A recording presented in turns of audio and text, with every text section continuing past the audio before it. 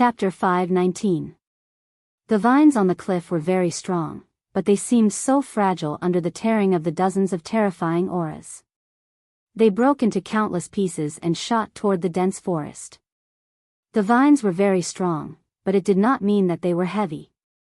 In fact, they were very light.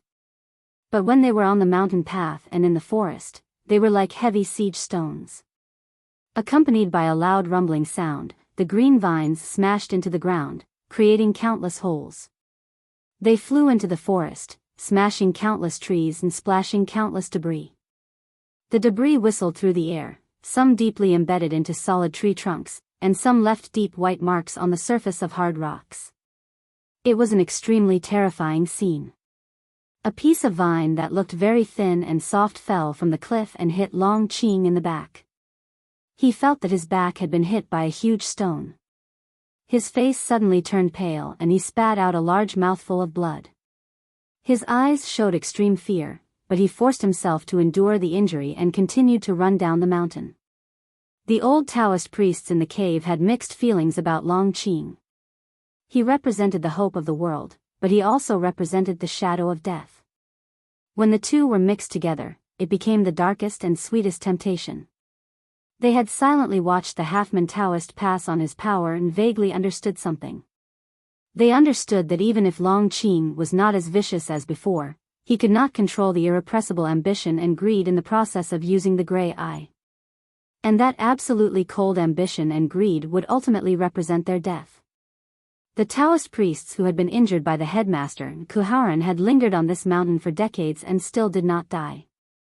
This meant that they did not want to die. If they did not want to die, they had to be able to resist the dark and sweet temptation that Long Qing brought to them. The simplest way was to kill him. Long Qing did not understand this from the beginning. But before the half-man Taoist died, he had warned him, so he reacted immediately and tried to escape. However, even though he knew how terrifying the old Taoist priests in the cave were, he still did not expect that just a few simple breaths could cause such an earth-shattering power. Rocks flew on the mountain path and rumbled continuously. In the dense forest, trees fell and branches were destroyed, creating countless smoke and dust. It looked like Haotian was angry and had sent a meteor shower to punish disrespectful sinners. With a pale face, Long Qing ran wildly in the smoke and dangerous explosions, desperately avoiding the green vines and fallen trees that could easily kill him. Fortunately for him, he had to climb this cliff every day since he left the South Sea and came to the Zhishou Abbey to deliver things to the old Taoist priests in the cave. Therefore, he was very familiar with the terrain of the cliff and the dense forest at the foot of the mountain. This familiarity helped him make the fastest and most accurate response. From time to time, debris cut his skin and flesh. More and more wounds appeared on his body, and more blood flowed out. His black Taoist robe did not change color, but the edges of his robe were already wet and began to drip. Gradually, the explosions in the dense forest became more and more sparse, and there were fewer and fewer pieces of green vines falling down. He was getting further and further away from the mountain peak. He did not slow down his running speed, and the expression on his face became calmer and calmer.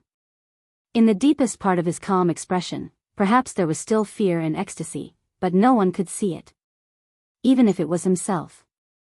Long Qing finally succeeded in leaving the cliff and running into the Zhishou Abbey. He came to the lake and looked at the golden and jade-like grass on the eaves of the 7 thatched huts. His eyes narrowed slightly, and he suddenly let out a low roar like a wounded beast. He rushed into the 3rd hut and reached out to hold the Ksha hand scroll of the Tomes of Arcane. The Ksha hand scroll of the Tomes of Arcane recorded countless secret skills. It was as vast as the sea and extremely thick.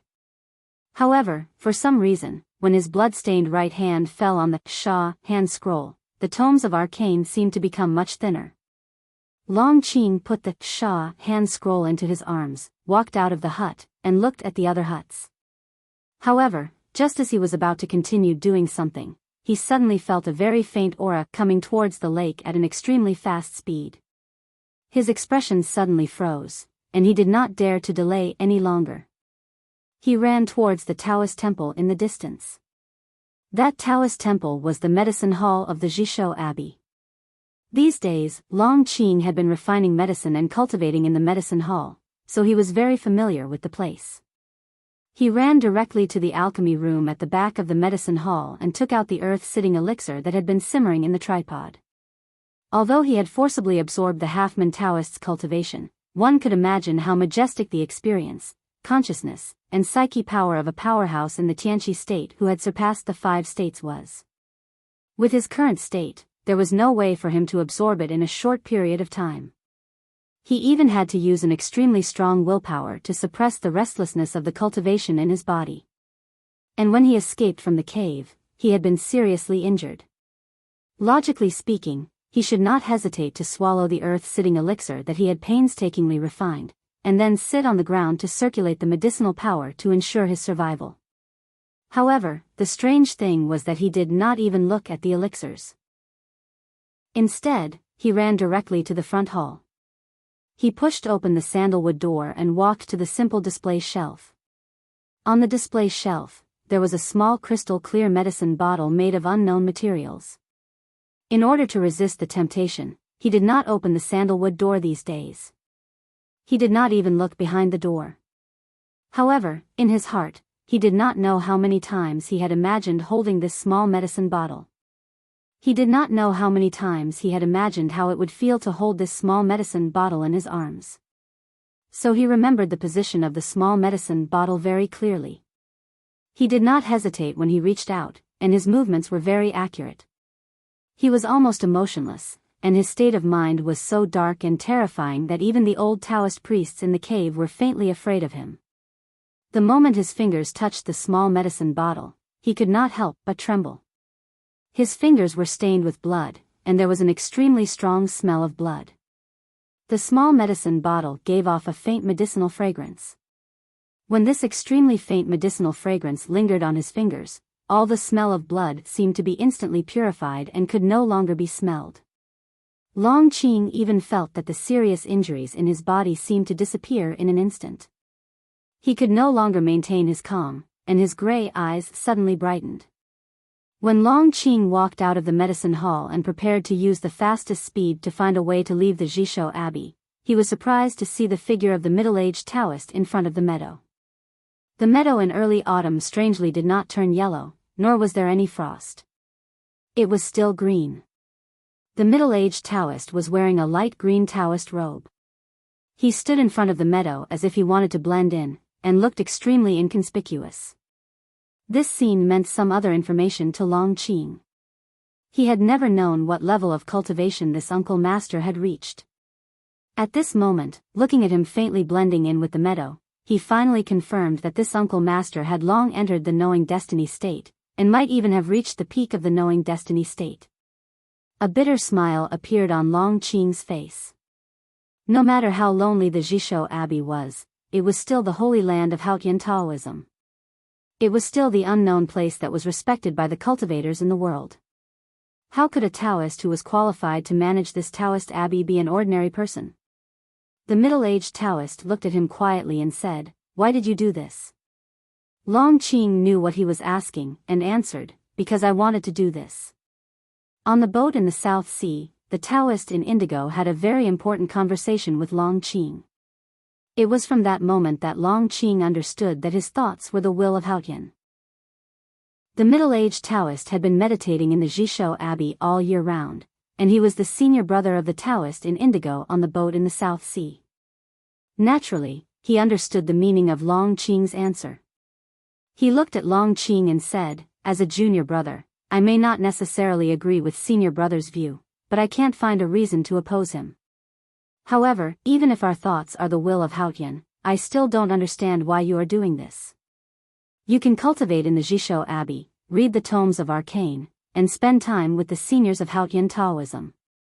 Even if you do nothing and cultivate peacefully, one day you will regain your original strength, and even achieve a better state. Why do you want to take such a risk?" "Because I am not the only one cultivating in the world," Long Qing answered. He did not finish his sentence. He was very clear that when he was meditating in the Jishou Abbey, those people did not stop moving forward. The Tao addict had become the great divine priest of judgment, the calligraphy addict had entered the knowing destiny state, and the most important thing was that the person named Ning Ke would not wait for him. He needed time. He could not cultivate peacefully in this Taoist abbey for decades. Because although his expression and mood seemed to be calm, he could not achieve true peace. Before defeating the Tao addict and killing Ming Quebec, the middle-aged Taoist suddenly smelled a very faint medicinal fragrance, and his expression gradually became serious. He said, "Murdering the seniors of Haotian Taoism is already a great sin, and you actually want to steal the treasure of Haotian Taoism?" Long Qing knew that uncle had already found out that he had stolen the small medicine bottle. When he was about to say something, the middle-aged Taoist suddenly felt the aura of the tomes of arcane on him. He could not help but change his expression and sternly reprimanded, "How dare you steal the tomes of arcane? Aren't you afraid of being thrown into the underworld?" "I have been thinking. When I was really desperate, no longer giving up on myself, no longer swaying between light and darkness, and began to be an ordinary businessman, trying to live a vulgar and boring life like a mortal, why did the Abbey Dean come to save me? When I came to the Jishou Abbey and began to cultivate the Grey Eye, I saw the heavenly power pill, and gradually could not suppress the temptation of the aura of the seniors of Haotian Taoism in the cave. Especially when the half-man Taoist told me about the relationship between power and pride before he died. I gradually understood that if the Abbey Dean could find something special about me, it would be that I have no attachment to this world. So I can be proud of everything in this world, and I can also be proud of nothing. I can abandon everything, and so I have the best chance to become the most powerful person." Long Qing looked at the middle-aged Taoist and said quietly. There was a very strange but extraordinarily firm smile on his pale face. "As long as I can become powerful again, so what if I have to sink in the underworld forever? If I am willing to pay the price of sinking in the underworld forever, why can't I become powerful again? Wow, the feeling of updating is so good, there is more today. Take your time to write. To be continued. If you like this work, please come to Chidian. Come to vote for me. Your support is my greatest motivation." Chapter 520. The middle-aged Taoist frowned slightly. He knew very well why his senior brother had sent Long Qing back to the Jishou Abbey. Long Qing was not wrong, but he knew that even his senior brother would not have thought that Long Qing would be so bold and vicious. He would not have thought that Long Qing would dare to do so many treacherous things. "If this is a path that my senior brother has drawn for you, then you have now gone straight to the end of this path and come to the cliff. If this is the life that my senior brother has arranged for you, then you have now deviated from his arrangements and exceeded the limits that everyone can tolerate." The middle-aged Taoist said slowly. The green meadow behind him reflected the sunlight. Behind the meadow was a steep precipice. No one knew how deep the precipice was or how deep the abyss under the clouds was. In the cave, when I was absorbing the consciousness of the half-man Taoist, I was very intoxicated. That intoxication was mixed with fear. Just as I said, there are no rules or limits that can restrain me. The Abbey Dean's arrangements may not be correct, because as long as there are arrangements, there will be certain rules. Long Qing looked at the light green Taoist robe on the middle-aged Taoist and thought of the green Taoist robe on the South Sea boat that the Abbey Dean wore. A trace of fear appeared on his face. However, after a moment, the fear turned into relief. The Abbey Dean probably cannot imagine what will happen to me. Because other than ourselves, even we do not know our own thoughts. How can we understand what Haotian's will is? The middle-aged Taoist sighed and said, "Even my senior brother and the great divine priest of revelation do not dare to assume that they understand Haotian's will. Who in this world can truly understand what firmament is thinking? What right do you have to say that you bear Haotian's orders and blame your sins on Haotian?" Long Qing said, "The sins in the eyes of mortals may not exist in the mind of Haotian." "Maybe you're right." The middle-aged Taoist looked at him and said, "But now that I am standing in front of you, I really want to know what belief supports you not to kneel down and beg for mercy out of fear. Instead, you talk to me with confidence. Do you really think that I will let you leave with the tomes of arcane and the sacred medicine with such words? Long Qing said calmly, if my thoughts are really Haotian's will, then I will fulfill Haotian's orders. How can Haotian let me die? If I die in your hands today, it proves that my thoughts are not Haotian's will. In that case, I will lose my last hope, and there is no point in continuing to live. So, uncle, I am really not afraid of death, at least not now. The middle-aged Taoist said, you still have a point, but to me, words are as meaningless as to you. Hand over the heavenly book and the sacred medicine, and at least I won't kill you now. Of course you won't kill me, because at least the Abbey Dean once placed some hope on me. Long Qing glanced at his Taoist robe and felt the tomes of arcane and the small bottle in his arms. He said, there are no rules and no bottom line, so there is no deal. I have lost a lot in the past, so I am as greedy as a child now. How can I bear to hand over the candy that I have in my hands? Then, he raised his head, looked at the middle-aged Taoist, and said, Uncle, have you ever seen those poor children fighting for candy? I didn't have the chance to see it when I was in the Imperial Palace or in the Westhill Divine Palace. But I saw it when I was a beggar. It was more lively and sad than beggars fighting for leftovers. Even if the children were full, even if the sweets were so cheap, even if the sweets were useless to them, they still had to eat desperately, because if they didn't eat, they might be eaten by other children. The middle-aged Taoist was shocked and hurriedly said, no. As soon as he finished speaking, he waved his sleeves. A vast and pure aura suddenly rolled up countless amounts of qi of heaven and earth, turning into invisible ropes that were about to bind Long Qing's body. However, Long Qing already had a plan in mind. As he spoke, he had already silently crushed the small bottle in his arms. Before the middle-aged Taoist's aura could reach him, he stuffed the broken pieces of the bottle into his mouth. With a strange smile, he chewed hard. He really looked like a poor child who was desperately stuffing candy into his mouth. The broken pieces of the small bottle were very sharp. They cut open Long Qing's mouth, and some blood flowed down from the corner of his lips. More blood, mixed with the heavenly power pill and the broken pieces, entered his stomach.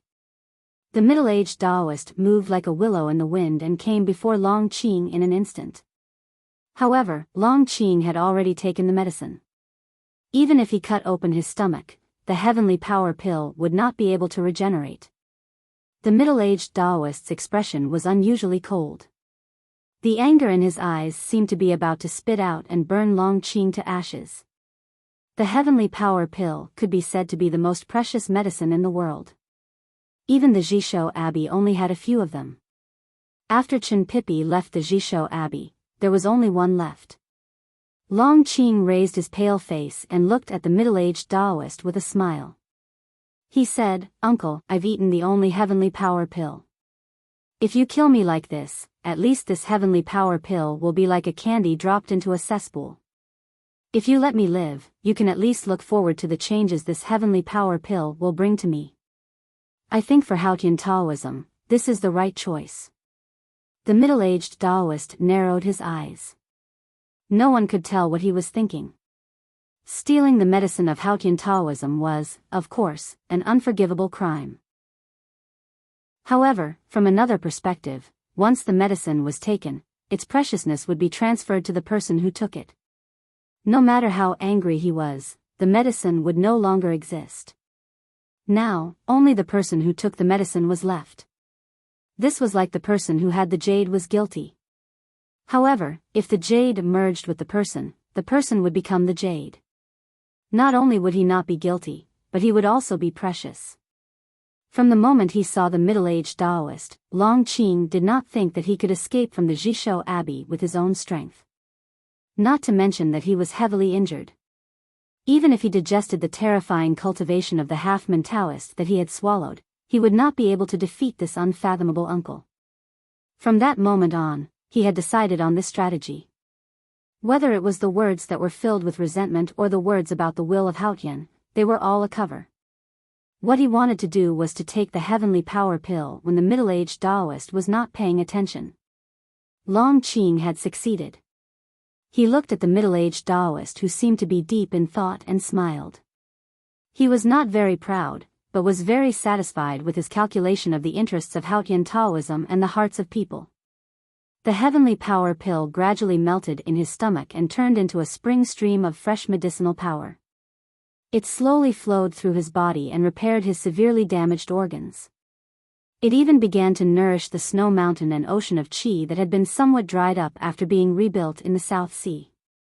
Long Qing could clearly feel all this. He even faintly guessed that when the medicinal power of the heavenly power pill completely melted into his body, his snow mountain and ocean of qi would be completely restored. At that time, in addition to the lifetime cultivation of the half-moon Taoist that he had swallowed, his state would be able to return to its previous peak state. It was even possible that he could directly cross the threshold and enter the realm of knowing destiny. He had once lost everything, and only then would he know how difficult it was to regain it. He had once been glorious, and only then would he know how difficult it was to climb back to the peak. He recalled the arrow on the snow cliff in the wilderness, the bloody hole in his chest, the desperate journey into the night, and the steamed bun in the ruined temple in the capital of the Yen kingdom. Long Qing's eyes became slightly moist.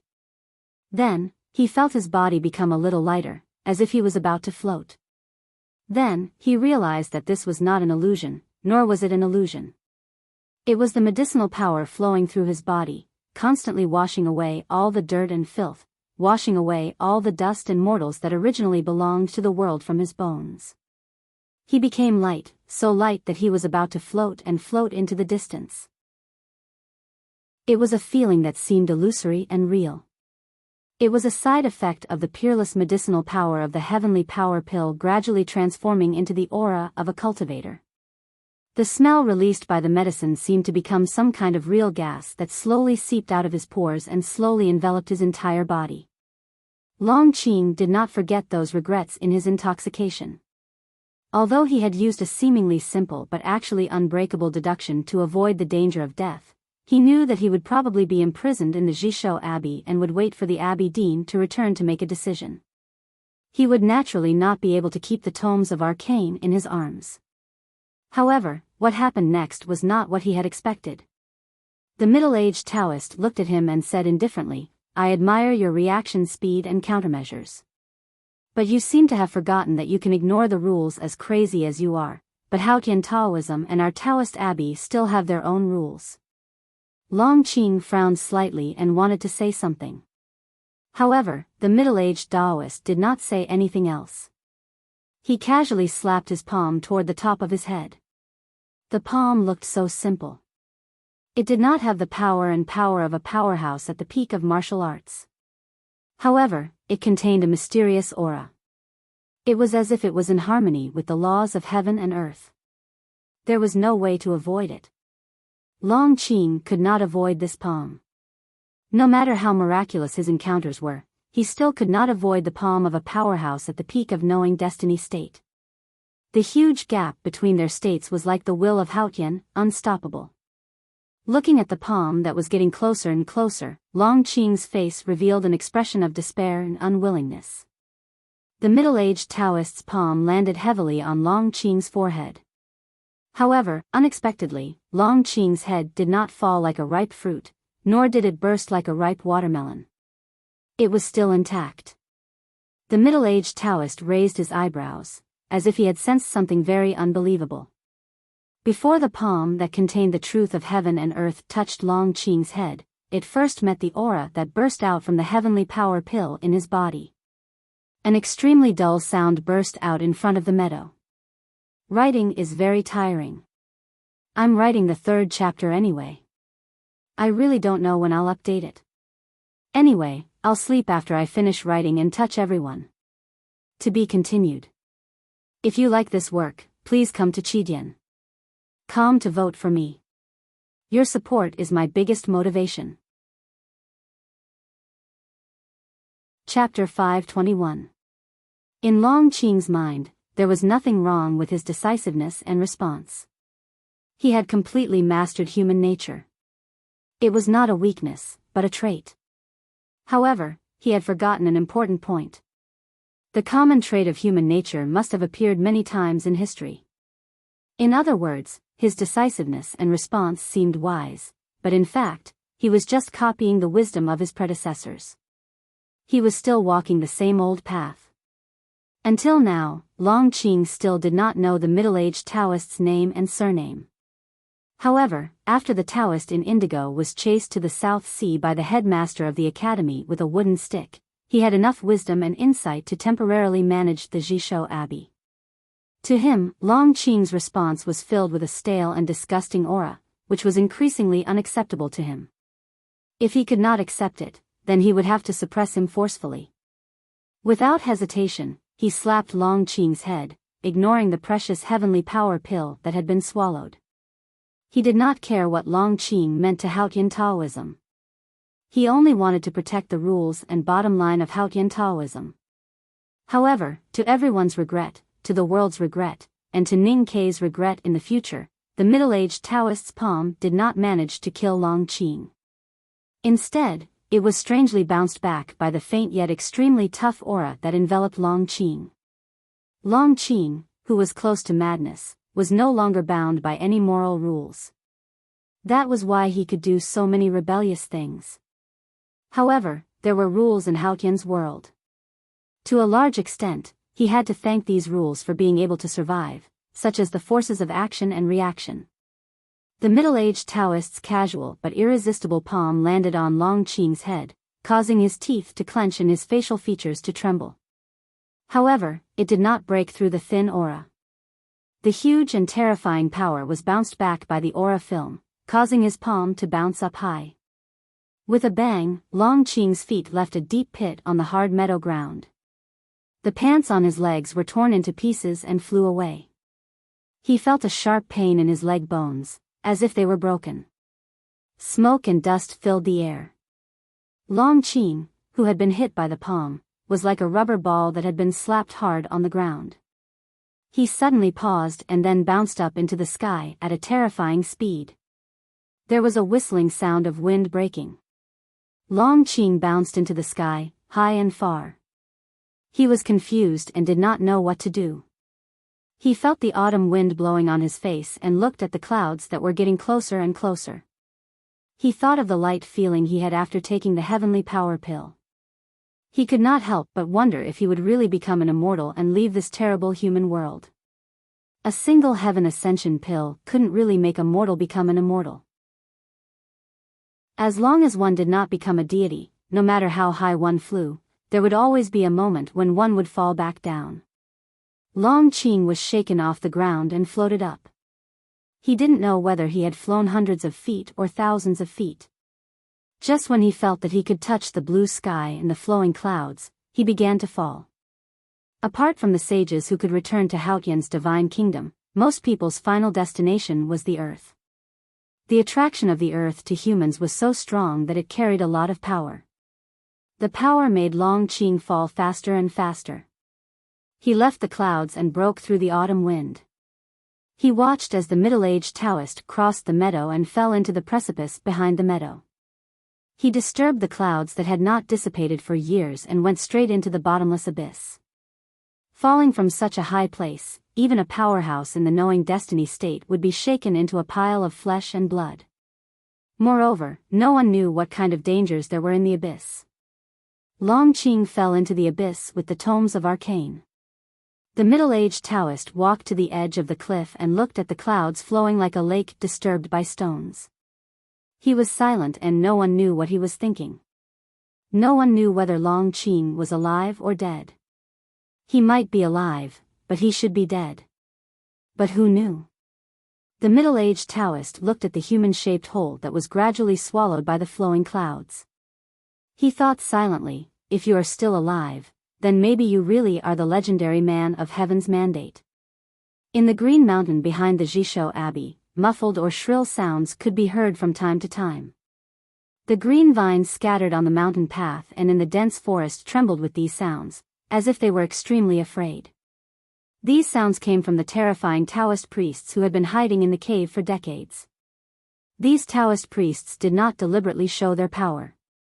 They just felt something in their hearts and talked casually, but it made the green vines and red soil tremble uneasily. Dozens of caves shook and almost collapsed. Why? Why do I see hope, but it is such a cold hope? I want to kill that junior. That piece of trash sure has guts. How dare he have evil thoughts about us? Why didn't Taoist he do anything before he died?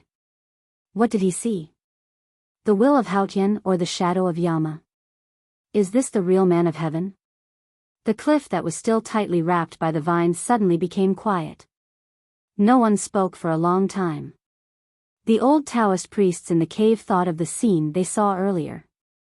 They thought of the truth they had vaguely understood. For a moment, they all fell silent at the same time. After a long time, an extremely deep voice sounded between the cliffs. The birds that were trying to find nesting materials in the dense forest at the foot of the mountain heard this voice and immediately scattered in all directions in fear.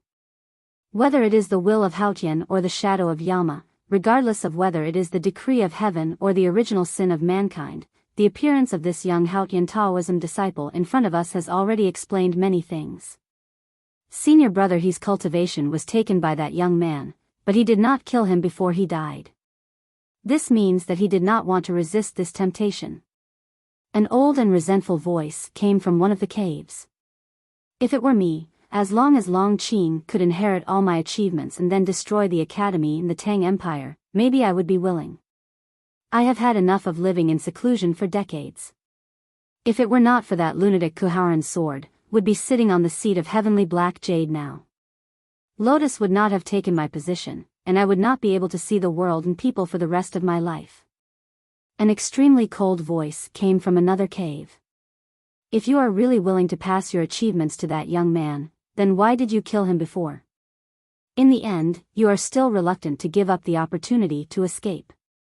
Don't talk about the past and then talk about reluctance. We old guys who are trapped in the cave have all shed blood and tears. When the headmaster of the academy went to the peach mountain to cut the peach blossoms, if I was not in front of him and was seen as seriously injured, Wei Guangming would not dare to expel me from the peach mountain because of those groundless accusations. The old voice said mockingly, as the elder of West Hill and the senior brother of the great divine priest of Revelation, you actually had fun with the wife of an ordinary believer in the kingdom of song. If it were not for the fact that you were seriously injured by the headmaster of the academy, do you think that Wei Guangming would just expel you from the peach mountain? What are you trying to say? I want to say that you can totally pass your cultivation to that useless Long Qing. Why don't you? Because I will have to go out one day. Even if the mountain collapses and the sea dries up, you will not be able to go out. Stop arguing. That extremely thick voice filled with boundless might exploded between the cliffs, causing the green vines to rustle and the birds that were about to fly to fall to the ground with mournful cries. It was obvious that the old Taoist priests in the cave were very afraid of this voice. Senior brother he was cut in half by Kuharan and lived a life worse than death for decades. Unlike us, we can still see the light of day one day. It is not necessarily a bad thing to have such a vicious successor. But we are different. Although our old injuries are serious, it is not to the extent that we cannot suppress our realms. As long as there is a chance, we can leave these caves and the Jishou Abbey. Whether that vicious young man, who even I am afraid of, is dead or alive, he is far away from us. What we need to do now is to meditate and wait in silence. Any memory of the glory of the past is a poison in the heart. Even without that young disciple, you will still be possessed by the devil. There was dead silence among the cliffs. No one dared to object because the old Taoist priests in the cave knew very well that no one was more qualified to recall the past than that person. If he had not been defeated by Kuharan's sword, the owner of the deep voice would definitely be sitting at the top of the Westhill Divine Palace and leading the entire Haotian Taoism as the hierarch. After an unknown amount of time, the voice came from the cliff again. The green vines did not move, but the red soil that seemed to be stained with blood began to rustle because of the despair and hatred in the voice. Will we really be able to leave these caves alive? Can we really see the light of day again? How long do we have to wait? We've already waited for decades. Some people have already died of old age. Don't tell me we'd rather continue waiting? These questions, filled with resentment, despair, and unwillingness, were like the cold rain in late autumn, constantly washing the cliff outside the cave, bringing endless pain to the people inside the cave. After a long time, that deep and resounding voice rang out again. It was filled with frustration, determination, hope for the future, and resentment towards a certain person. It said in a deep voice, "Wait, wait forever, prepare, always be prepared, wait, prepare for that old bastard to die. This is the only thing we can do." Decades ago, the devil's doctrine was at its peak. Correspondingly, there were many powerhouses in Hautian Taoism. If the West Hill Divine Palace were to go all out, it seemed that they could sweep the world. Then, there was a youngest uncle from the academy. That youngest uncle's name was Kuhauren. He rode a little black donkey and wore an inconspicuous sword at his waist. He first destroyed the devil's doctrine, and then, for one reason or another, or perhaps because of a different ideology, he began to fight against the powerhouses of Hautian Taoism. In the midst of the bloodshed, no one knew how many amazing cultivation geniuses of Hautian Taoism were killed by Kuhauren's sword, or seriously injured by him, or forced to break the realm and be punished by heaven. Since then, they did not dare to come out. One day, the powerhouses of Hautian Taoism gathered and surrounded Kuhauren. Kuhauren won the battle. Then, he was punished by heaven and died. After that, the headmaster entered West Hill and climbed the Peach Mountain. He killed all the peach blossoms, killed those who participated in the battle, and seriously injured the rest. The Abbey Dean of the Jishou Abbey and the Taoist in indigo welcomed him. The headmaster hit him with his cudgel. The Taoist in indigo was defeated and fled to the South Sea. From then on, he never set foot on land. Decades later, there was a green mountain behind the Jishou Abbey, and the caves in the cliff were like ant nests. There were countless powerhouses with terrifying states but were seriously injured. Half of them were killed by Kuhauren, and the other half by the headmaster. If these powerhouses of Hautian Taoism reappeared in the world, no one knew how terrible the storm would be. However, they could not come out, and the world had even forgotten about their existence. Because the headmaster did not allow it. The headmaster is so awesome. I feel like I'm pretty awesome too. I actually wrote it. Actually, to be precise, I should say that my father's power is awesome. Good. To be continued. If you like this work, please come to Chidian. Come to vote for me. Your support is my greatest motivation. Chapter 522.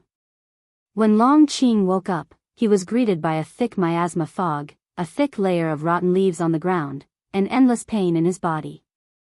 He had actually survived after falling from such a high cliff. Even he himself could not find any reasonable answer.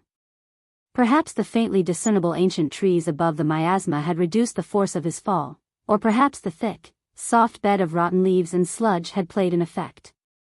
Long Qing felt that it was Hautian's will that allowed him to survive. Just as he had mentioned in the conversation with his uncle in the Jishou Abbey, if he was really the legendary person of the heavens mandate and carried the most obscure will of Hautian, then Hautian would not have let him die so easily. He really did not die. This fact gave him infinite confidence, but also a lot of confusion and fear, because he did not know what to do next in his life. Although the mud and rotten leaves were soft, many of Long Qing's bones were still broken. However, the real pain was not the physical injuries, but the two powerful auras that were constantly clashing in his body. When he was unconscious, the aura of the half-man Taoist in the Tianqi state was no longer bound by his will. It roared out from his sense of perception and from all parts of his body, turning into countless sharp steel knives that kept scraping his bones, cutting his muscles, and even trying to blast his snow mountain and ocean of qi into ruins. At the same time, the heavenly power pill contained the aura of the spirit herbs, which continuously healed the cracks in his bones and the broken meridians in his muscles, nourishing his life force and repairing his ocean of qi and mountain of snow over and over again from the ruins, relying on the last remaining shadow. This was a process of continuous destruction and repair, and it was extremely painful. It did not matter when he was unconscious, but now that he had woken up, the pain became the most real existence.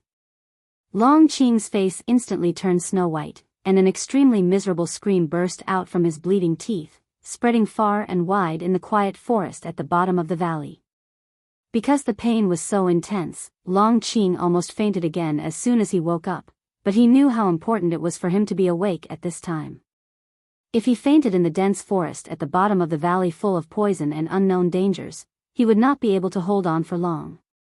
At that time, no matter how merciful Haotian was, he would have to abandon him.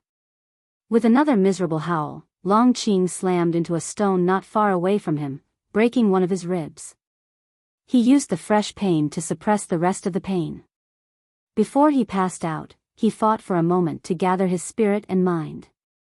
He sat cross-legged in the lotus position and began to meditate to heal himself. Time passed slowly.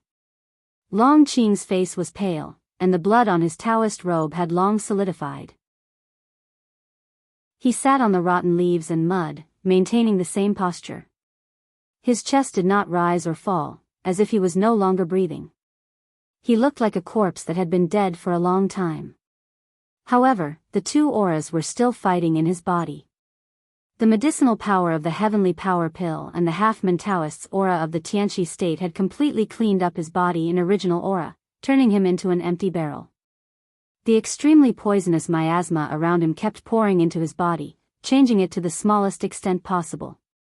After an unknown amount of time, the sky in the dense forest at the bottom of the valley was still dark. Long Qing's body trembled slightly, and he spat out a mouthful of blood. Inconceivably, this mouthful of blood was black in color. It was unknown whether it was because of the poisonous miasma or something else, but the blood in Long Qing's body had turned black.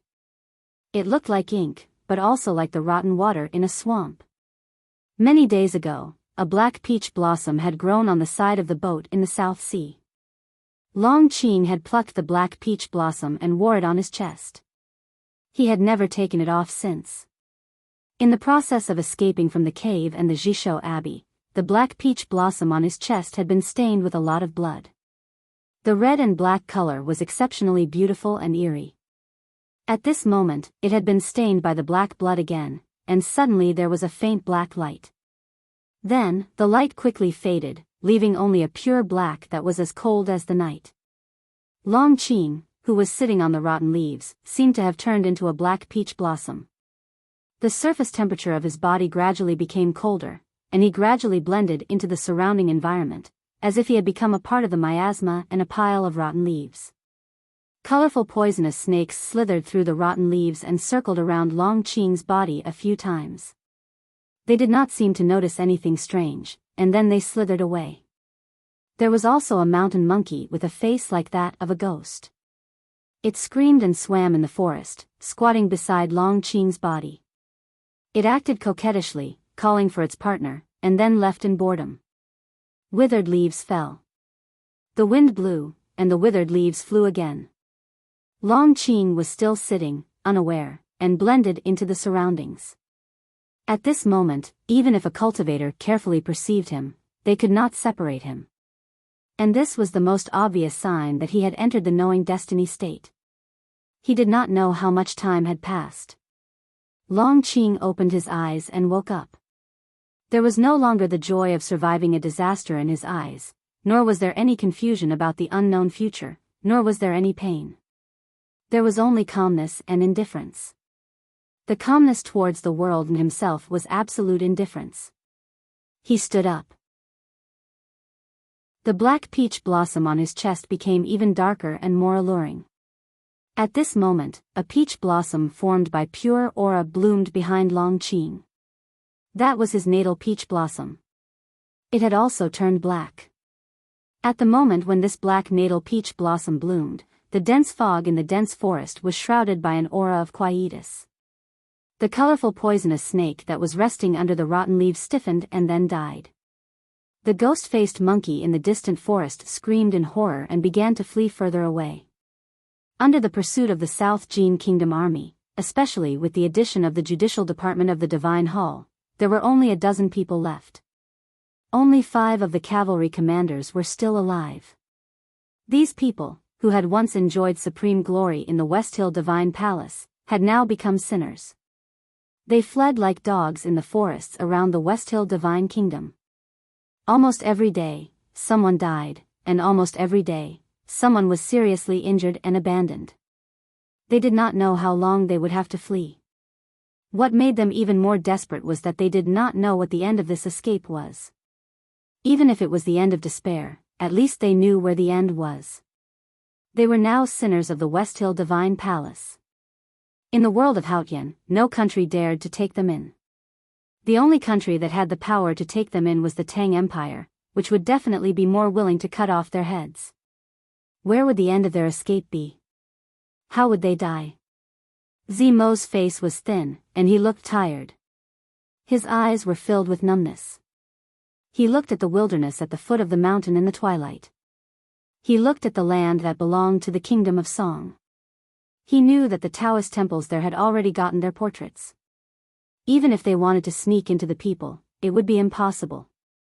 Thinking of the wish that he had made at the beginning of his escape, Zimo's face revealed an extremely painful expression. He murmured, "As long as I can survive, I am willing to dedicate my life and soul to Yama. I am not afraid of falling into depravity." However, how arrogant is this? Why would Yama care about ants like you and me? Even if you want to dedicate, how can you get close to such a great existence? If a mortal wants to get close to greatness, it usually takes a process and a guide. A cold voice sounded from the cliff. Zimo's expression suddenly changed. The dozen or so fugitives behind him picked up the weapons in their hands as fast as they could. They looked at the cliff warily and were ready to attack at any time. A young man stood at the edge of the cliff, looking in the direction of the setting sun. He wore a black Taoist robe that blocked the setting sun, so his figure looked extremely dark. The slightly cold autumn wind blew from the wilderness and went up the cliff, rolling up the corner of the black Taoist robe. From time to time, a few rays of twilight would leak through. The fugitives had lived in the West Hill Divine Palace for a long time. Looking at the man at the edge of the cliff, they felt that there was some kind of illusion in front of them. It was as if they saw the shadow of Haotian. Or perhaps they saw the shadow of Yama. After days of escaping, their nerves had been stretched to the point that they were about to break. The place they chose to camp was extremely remote and secretive. However, they did not expect that they would be discovered and approached quietly. In their view, the person who could quietly appear at the edge of the cliff must be extremely powerful. If it was not a master from the Kingdom of Song, then it could only be a powerhouse from the West Hill Divine Palace. The fugitives, whose cultivation had been destroyed, did not expect to defeat a powerhouse from Haotian Taoism. The moment they heard the voice, despair occupied their bodies and minds. In the midst of despair, they forced out an extremely strong fighting spirit. Since they were going to die anyway, and today might be their last battle, then they should die a heroic death. However, no one made a move. Because the young man in a black Taoist robe at the edge of the cliff gave people a feeling that they could not challenge him. Moreover, Zmo suddenly knelt behind the young man and cried bitterly. Then, more people recognized the young man, especially the 4 former commanders of the cavalrymen of Divine Hall. They trembled and ran to the edge of the cliff, knelt down behind Zmo, and cried bitterly to the back of the young man, just like shepherds scattered in the wilderness who saw their master. Commander Zmo looked at the back of the young man with tears streaming down his face. He said in a trembling voice, "Priest. Everyone said that you were dead. You are still alive. This is great." A commander with a broken arm wailed and said, "Your Excellency. Your Excellency. I knew that you would not abandon us like this. You are finally back." Long Qing turned around and looked at his former subordinates. He said, "Are you willing to follow me again?" The crying at the edge of the cliff gradually stopped, and everyone kowtowed again and again. Zmo raised his head and looked at the scar on Long Qing's face. He looked at the black peach blossom on his chest and thought of the rumors. He was shocked to find that the priest was not only not dead, but his cultivation state was far higher than before. However, a very cold aura seeped into the depths of Zimo's and everyone's hearts. This cold aura came from Long Qing. It also came from his words. I did die before, but I don't know whether I saw Haotian or Yama after I died. During the time when I died, I thought about many things. However, it was not until I heard Zimo's words that I suddenly realized that maybe I am not the son of heaven's mandate at all. Long Qing looked at the night sky and said thoughtfully, maybe. I am the son of Yama. I was hit in the waist by anxiety, so I don't want the monthly vote today. The foreplay is basically done, and it is about to start. Anxiety is heavy. After thinking for a long time, I decided that it is necessary to update and get more monthly votes, but I still need to pay more attention to the plot. I am working hard to write, and please supervise me. I hope that I can write the climax of the next 6 months well. To be continued. If you like this work, you are welcome to vote for it and vote for it. Your support is my greatest motivation. Chapter 523. For cultivators, among the 5 states of cultivation, the 2 most important passes were the initial awareness state and the knowing destiny state. The initial awareness state was the first thing ordinary people saw when they set foot on the road of cultivation.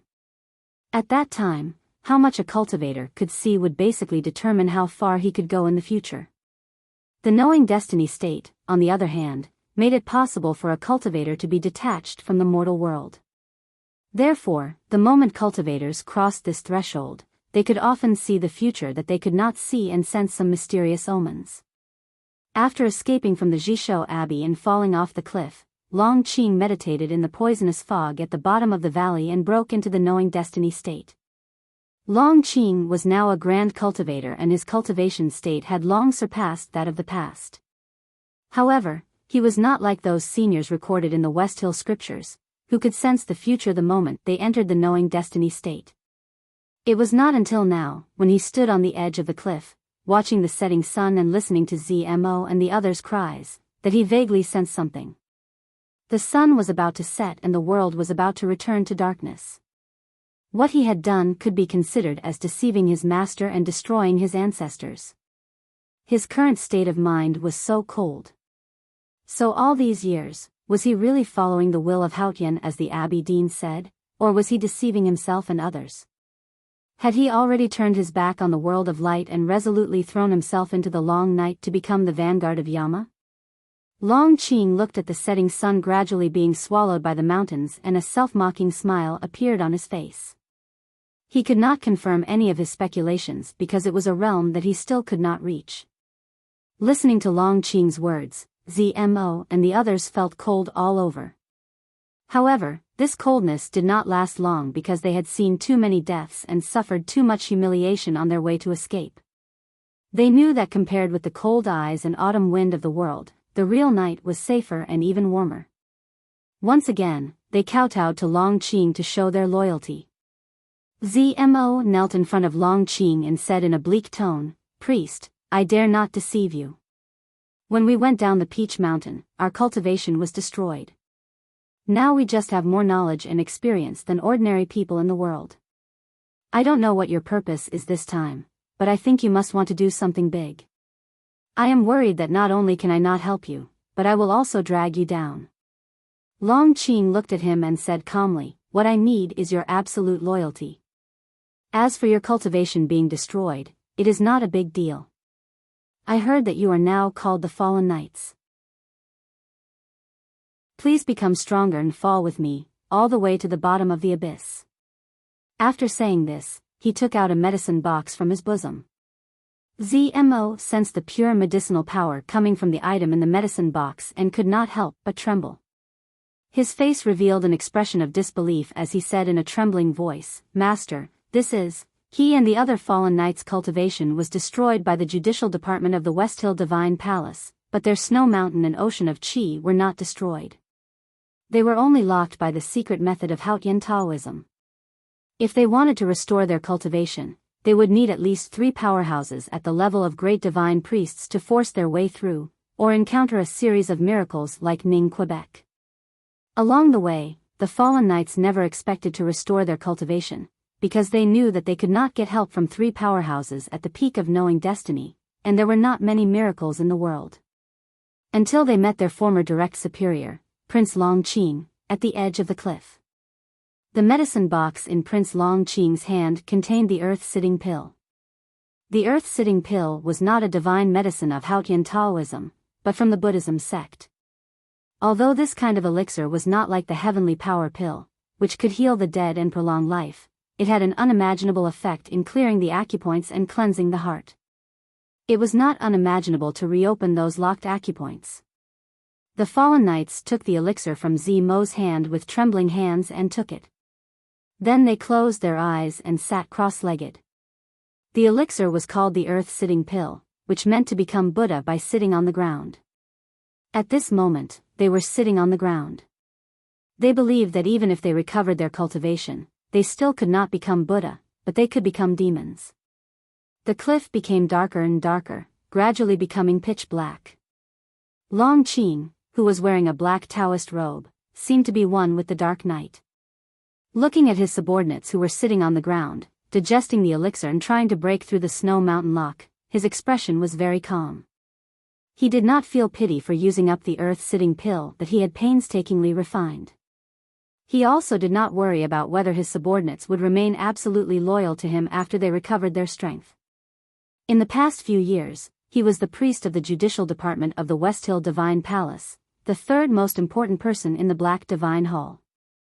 Because Yi Hongyu was obsessed with cultivation, he was personally in charge of the internal affairs of the judicial department, especially the cavalrymen of the Divine Hall who were directly under the judicial department. These cavalrymen were all his absolute confidants. After Yi Hongyu became the great divine priest of judgment, she punished these cavalrymen cruelly for the absurd reason of glancing at her in the crowd. Other than establishing her authority, part of the reason was that she wanted to completely erase Long Qing's influence. Because of the past, Long Qing's trust in these fallen knights was reasonable. Most importantly, the earth-sitting pill contained his painstaking efforts. When these fallen knights took the earth-sitting pill, they would become Long Qing's painstaking efforts. They would not be able to hide anything from Long Qing. As an important part of Haotian Taoism, the celestial master Taoism of Mount Longhu had always been the most staunch follower of the West Hill Divine Palace. In the relatively remote kingdom of Qi, they had many direct followers. The current celestial master Zhang was even more of a noble existence in the kingdom of Qi. The Taoist temple on Mount Longhu was built with golden walls. There were many green trees planted around the stone platform, which did not change color even in autumn. When the mountain breeze blew, the treetops swayed gently. It was like a fairyland. However, today's Mount Longhu no longer looked like a fairyland. It seemed to have become the legendary underworld. Countless Taoist corpses lay on the stone platform. Broken limbs hung on the treetops. The smell of blood permeated the air. The main door of the Taoist temple was tightly shut. The blood that flowed out from the crack of the door was about to coagulate like glue. In the Taoist temple, the yellow-robed celestial master Zhang looked at the group of black-clothed Taoists in front of him with a pale face. His trembling fingers held the last piece of fu paper. At this moment, all the disciples of the celestial master Taoism had died in battle. He was the only one left alive. The problem was that he did not know why he was still alive. Celestial Master Zhang cultivated talismans and had reached the peak of the see-through state. He was only one step away from the knowing destiny state. The hierarch lord of the West Hill Divine Palace thought that he could break through the realm in 30 years and become a precious divine talisman master. Therefore, he was greatly respected every time he went to the West Hill Divine Palace. However, he did not see any respect in the eyes of these black-clothed Taoists, not even for their enemies. These black-clothed Taoists' eyes were calm and cold. They looked at him as if they were looking at a dead man. You sinners! Didn't the great divine priest destroy your cultivation? How did this happen? Celestial Master Zhang's face was pale and his voice was hoarse with fear. He recognized the faces of several of these black-clothed Taoists. He knew that they were the fallen knights who had been expelled from the West Hill Divine Palace. However, he had heard a few days ago that these fallen knights had been chased like dogs by the army of the South Jin Kingdom and Haotian Taoism. Why did these fallen knights suddenly come to Mount Longhu? Moreover, they had recovered all their strength and were even more powerful. These 16 black-clothed Taoists had all entered the see-through state. 5 of them used to be commanders of the cavalrymen of the Divine Hall. The powerful aura they exuded proved that they were already at the peak of the see-through state. Commander Zimo, in particular, had even faintly touched that piece of paper and could break through to the knowing destiny state at any time. Other than powerful countries like the Tang Empire and the South Jin Kingdom, which other country in the world could gather so many powerhouses? These black-clothed Taoists possessed such power that the disciples of Mount Longhu could not contend with them.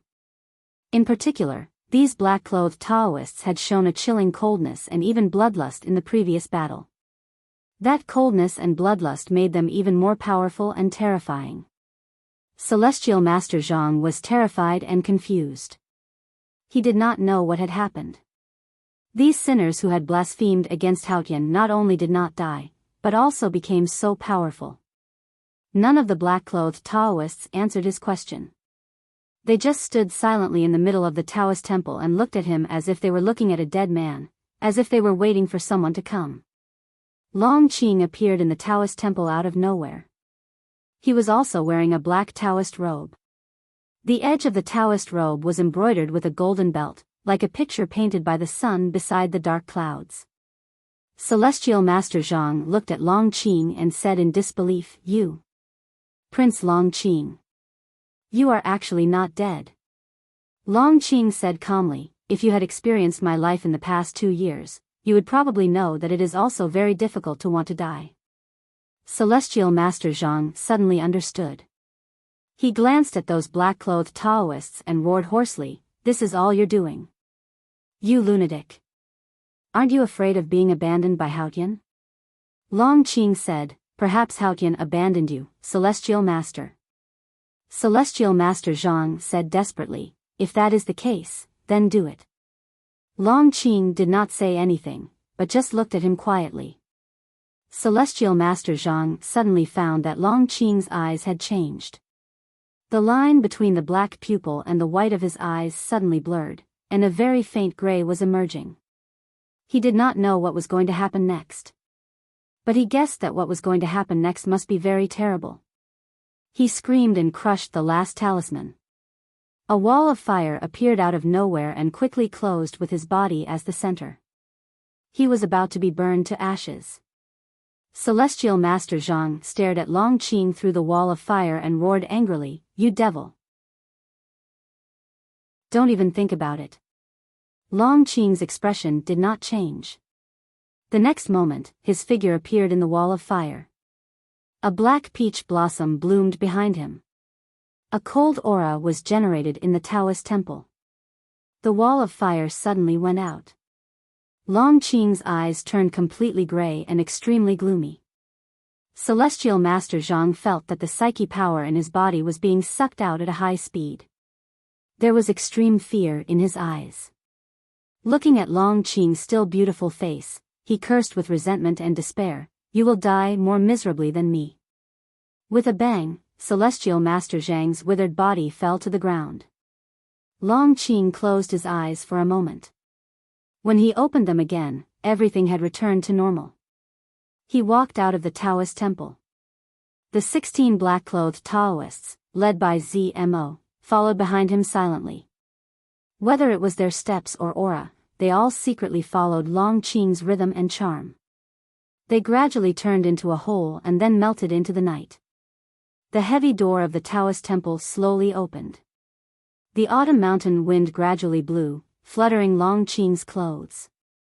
He felt that he had become a little stronger. It was a good feeling. There will be a high school reunion in the evening. I guess there will be a drink. There will only be one chapter today. However, although tomorrow is Saturday, there will be no rest. At least there will be an update. It's just that I won't write much. Although I am thick-skinned, there is a limit to how thick-skinned I can be. I wish everyone a happy day. To be continued. If you like this work, please come to Chidien.com to vote for me. Your support is my greatest motivation. Chapter 524. In autumn, a mysterious force appeared in the world. That power massacred Mount Longhu and killed Zhang Tianshi. Then, it destroyed several branches of the true martial Dao sect. Following that, it began to wreak havoc in the Song nation, continuously exterminating sections. Its methods were extremely cruel and bloody. Those who went to investigate afterwards felt that it was a tragic sight. It was said that this mysterious force was made up of more than 10 masters in the see-through realm. The leader wore a silver mask. These people rode on black horses and wore black Taoist robes. They came and went like the wind. Their whereabouts were mysterious and they were cruel and merciless. They did not even have a normal human nature. They were extremely cold and bloodthirsty. The entire southern continent was shocked. The cavalry of the West Hill Divine Palace and the armies of various countries attacked repeatedly in an attempt to kill these Black Knights. However, they could not even catch their traces. The higher-ups of the Divine Hall and the royal family of the South Jin Kingdom had already connected these Black Knights with the fallen knights. However, they could not understand why these fallen knights, whose cultivation had been destroyed, could regain their strength and become even more powerful than before. What made them even more confused and frightened was who the man in the silver mask was. There was a clear stream in the mountains. A piece of red leaf floated on the stream. It was like a decoration on a mirror. It looked extremely beautiful. It was quiet all around. Suddenly, the hooves of the horses stepped into the stream, crushing the red leaves and disturbing the calm surface of the stream. Then, even more hooves stepped into the stream. The birds by the stream let out frightened cries and flew away quickly. More than 10 black-clothed riders crossed the stream and followed the mountain path to the southwest. No one in the troop spoke. Even the frequency of the black-clothed riders' breathing was exactly the same as that of the horses' hooves. And the object of this frequency was the silent young man on the horse at the very front. The West Hill Divine Palace and the armies of other countries were setting up defenses at the border of the Kingdom of Song, trying to intercept and kill these black-robed knights. No one would have thought that these black-robed knights could easily pass through several interception lines and come to the Qingling Mountains in the southwest of the South Jin Kingdom. More than 10 black knights temporarily rested beside a stone spring on the mountainside.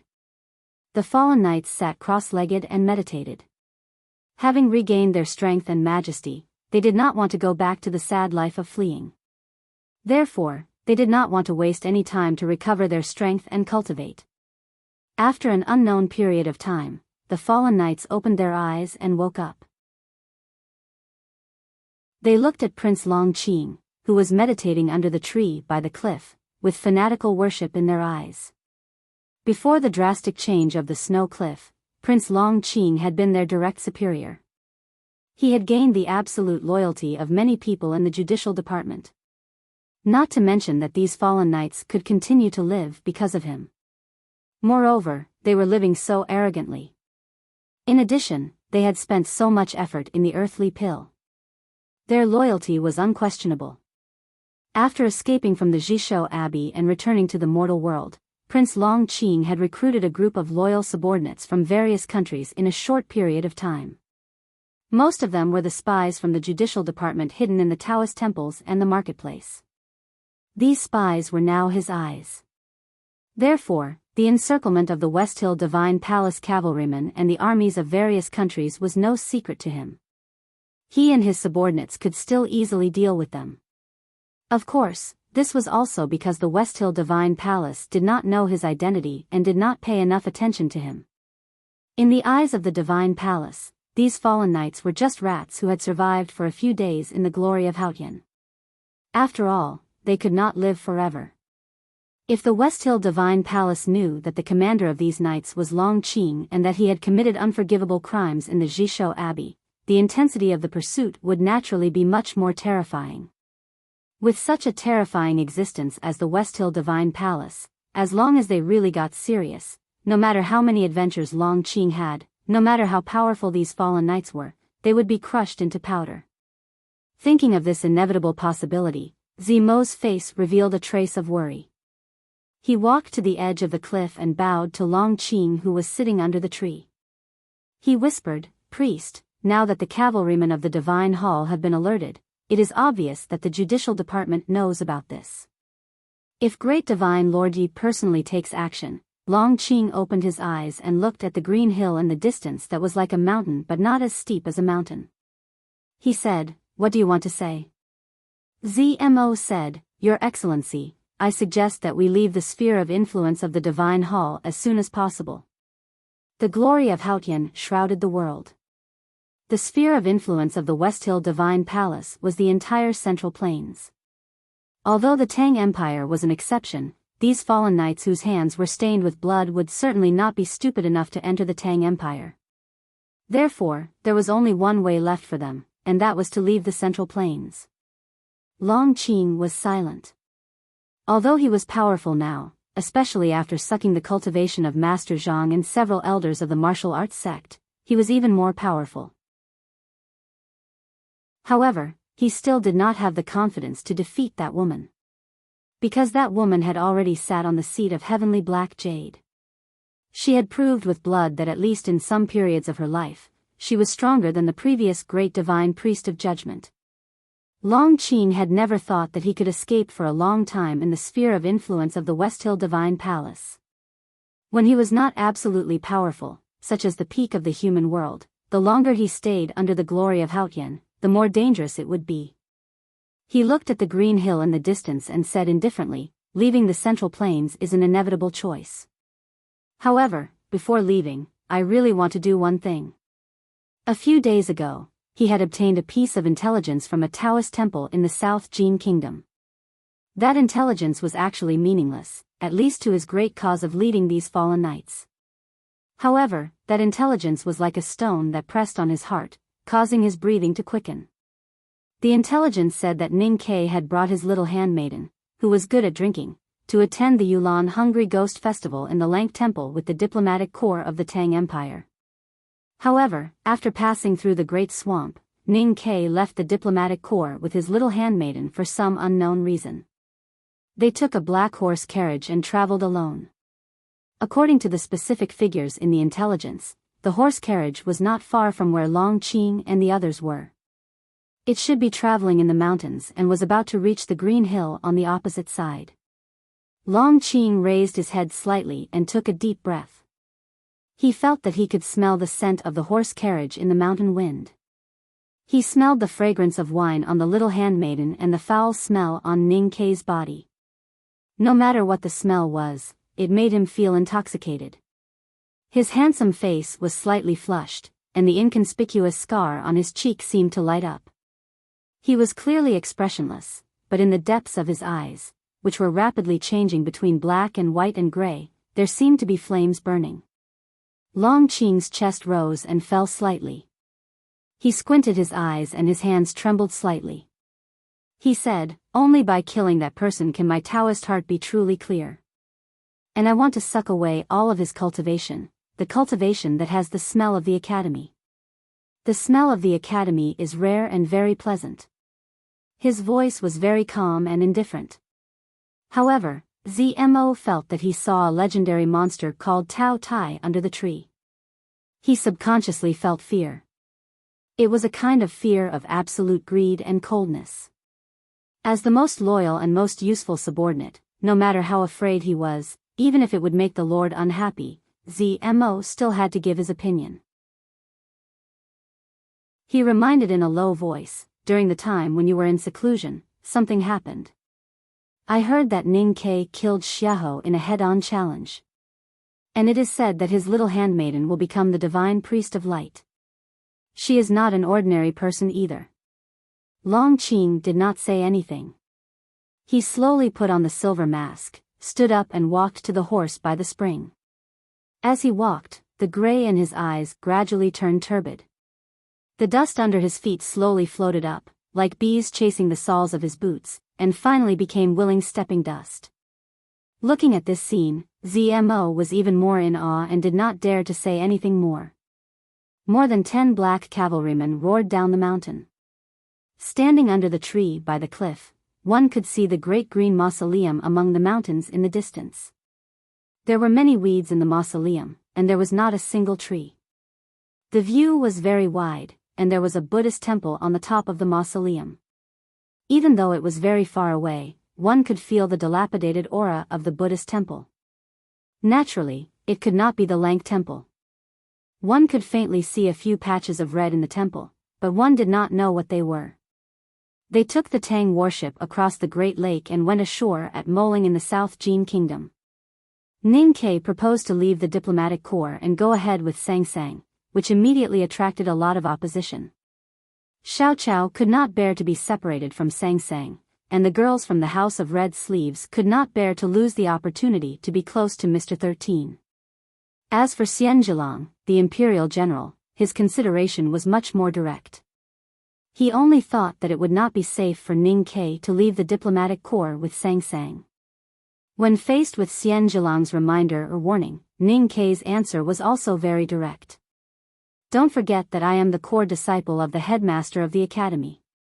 I have taken away Wang Jinglu's title. Those who can defeat me will know my identity and background, and they will not dare to provoke me. Those who are blinded by passion and dare to provoke me will not be able to defeat me. Xian Zhilang found that Ning Ke's words were very correct, so correct that there was no way to refute it. In this world, those who could defeat Ning Ke must be those grand cultivators in the knowing destiny state. Grand cultivators had their own sex and inheritances. How would they dare to provoke Ning Ke and risk the academy's wrath? Therefore, Ning Ke bought a lot of liquor at Moling Ferry and arranged for the diplomatic corps to visit the South Jin Kingdom government. After settling the matters of entering the state cities, Ning Ke and Sang Sang left the diplomatic corps in a black horse carriage. The reason why Ning Ke had to leave the diplomatic corps and travel alone was because he was worried about Sang Sang's illness. Although Sang Sang's illness did not seem to worsen, it did not seem to be getting better either. Since the headmaster of the academy said that the Lank temple could cure Sang Sang's illness, Ning Ke naturally had to go to the Lank temple as soon as possible. The black horse carriage left the South Jin Kingdom's official road at Moling Ferry and followed the roads between the state cities, heading southeast. It drove on a simple mountain road in the remote mountains and crossed rivers and streams. It did not deliberately hide its whereabouts, nor did it interact with the world. It just focused on rushing on the road in silence. As time passed, the sound of the carriage became more urgent. The autumn leaves on the top of the mountain gradually turned red, and the autumn wind on the mountain road gradually became cold. They were getting closer to the Lank temple. Perhaps it was because they were getting closer to the Lank temple, the world gradually became more Buddhist. Occasionally, they could see a few temples on the road. Although they were not as prosperous as the Taoist temples, they were not lacking in popularity. One day, there was a sudden autumn rain. The autumn sky and the rain became increasingly gloomy. However, the maple tree in the broken temple on the Qingling Hill became increasingly red. Ning Ke put down the curtain and looked at Sang Sang, who was lying on his knees. He looked at the tired expression on her face and said, "There is a temple in the mountain, and the scenery is not bad." Chapter 1. The next chapter will come out before 11 o'clock. To be continued. If you like this work, please come to Chidian.com to vote for me. Your support is my greatest motivation. Chapter 525. The dilapidated temple had a horizontal board on the door, on which the word Red Lotus was written. Ning Ke did not expect that such a remote mountain temple would have an official name. When he helped Sang Sang into the temple and saw the blood-red autumn maple trees in the courtyard, he understood the reason. The rain was dripping, and the temple was filled with a slight dampness. Ning Ke found the monks in the temple and took out the banknotes, saying that he would stay here for the night, and that his wife preferred peace and quiet, so she did not want to listen to other sounds. The two monks did not understand at first, and they were not willing to leave the temple in the rain. But when they saw the amount on the banknotes, they suddenly became understanding. The Red Lotus Temple was very shabby, and there was nothing valuable. Even the statues of arhats in the main hall were made of mud. They were not as important as the banknotes, so there was no need to care about them. The two monks boiled a pot of water and left some daily necessities for Ning Quebec. They told Ning Ke that there were a few acres of monk fields at the foot of the mountain, and where they would live. Then they left the temple under a broken umbrella. It was still early, but Ning Ke was a little hungry since he did not have anything to eat on the journey. He went to the back kitchen of the temple and tasted a few plates of vegetarian dishes prepared by the monks. He felt that they tasted ordinary, so he took out a big bag of dried meat from his luggage, and pinched 2 handfuls of ginseng roots, throwing them into the pot to make a big pot of meat soup.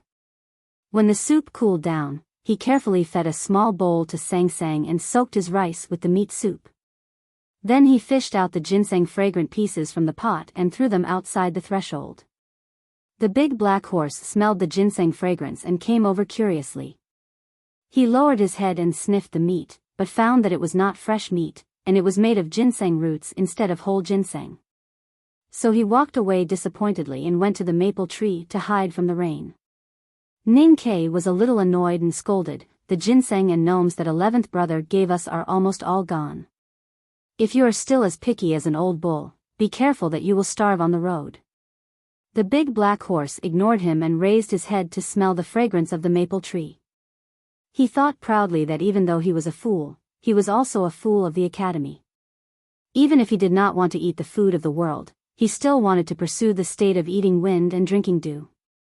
Sang Sang's illness was a little serious, and the cold aura in her body was very annoying. However, it was not as terrible as the time in Chang, and even though she had an attack.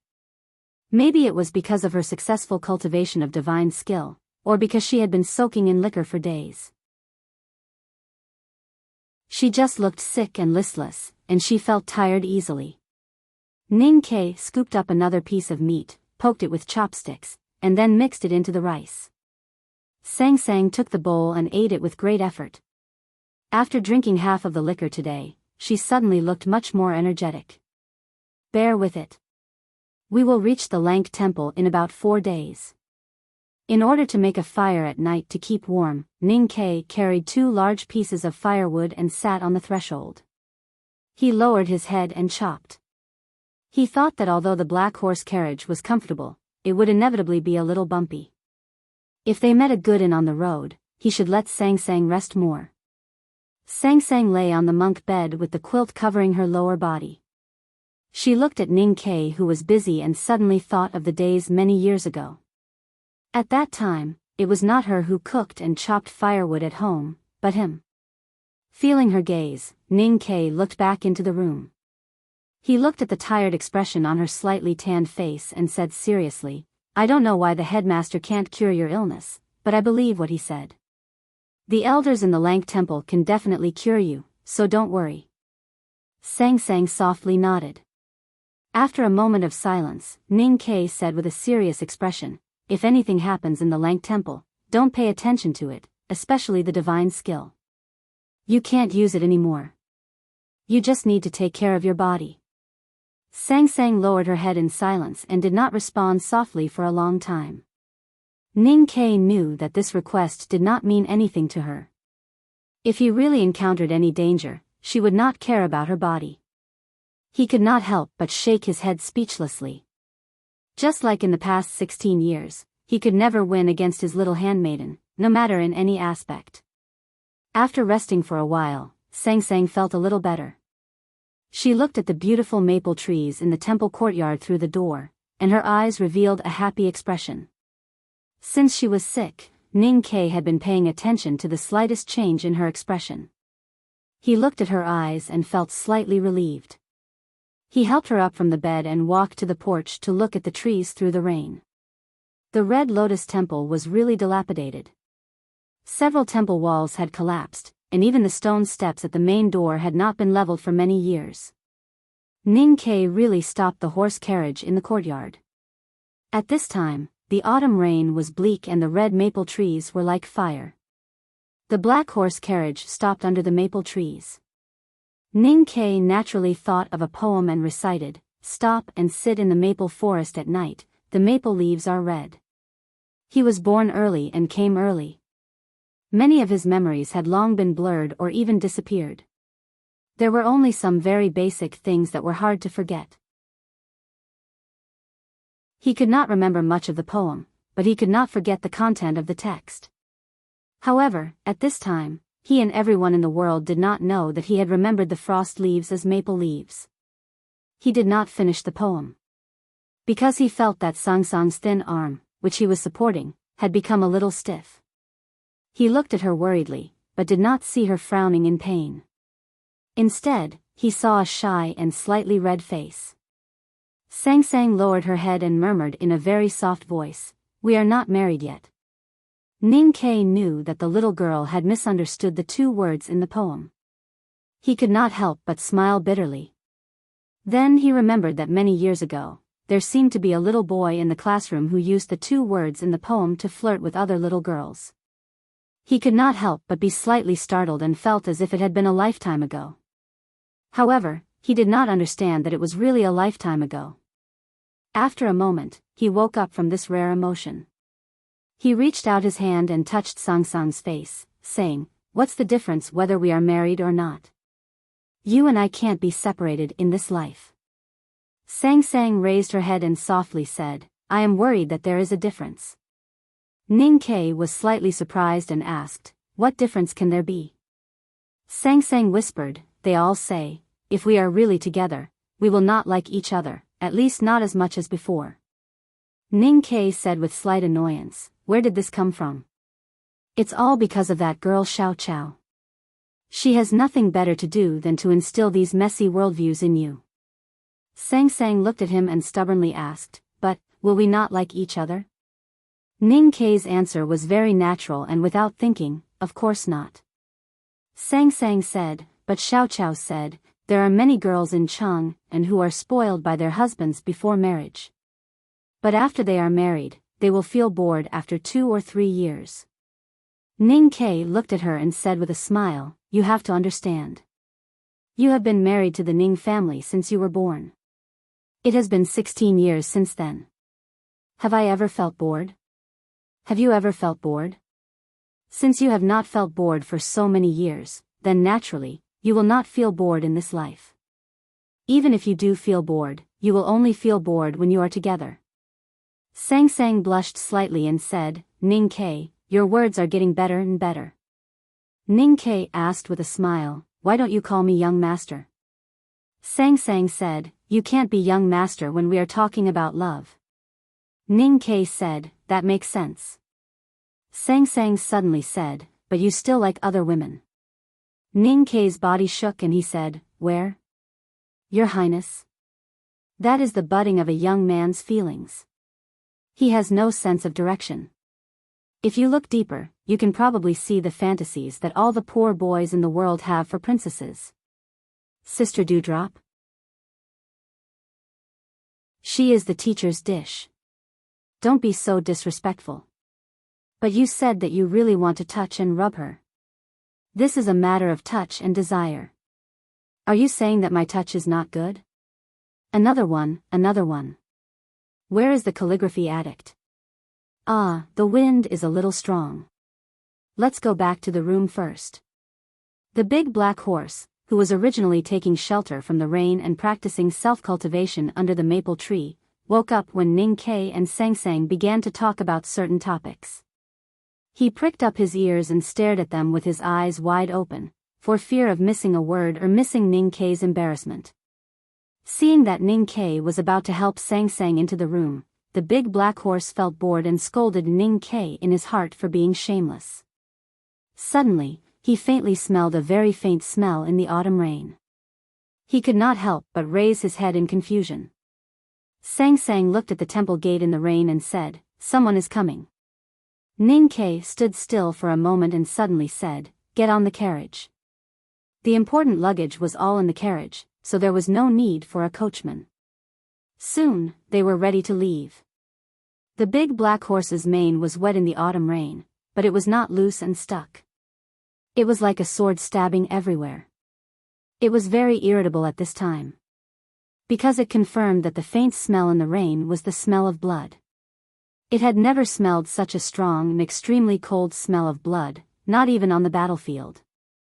In the autumn rain came the hurried sound of horse hooves. It should still be under the mountain. It was very far away and could not be heard, but Ning Kai, Sang Sang, and the big black horse could hear it very clearly. The black horse carriage drove out of the Red Lotus Temple. Ning Kai lifted the curtain and looked down the mountain. There were no trees in the green mountain, only long wild grass. It was late autumn, and the grass was frosty yellow. It was blown down by the rain and the autumn wind. The originally excellent view became clearer. The autumn rain was not dense, but it could not block people's sight. They saw more than 10 black riders moving along the 3 mountain roads at a high speed. The people on the black horses wore black Taoist robes.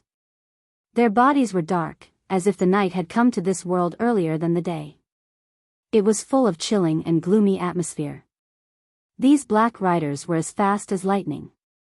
The horses' hooves broke the mud on the road, and the Taoist robes broke the fine rain. Ning Kai looked through the window and remained silent, confirming that it was too late to leave. The big black horse neighed restlessly and kicked the accumulated rain on the ground impatiently, as if it wanted to rush and kill. Sang Sang lowered her head and coughed gently. The black iron bow had already taken shape in her small hand. Ning Kai suddenly asked, "What level?"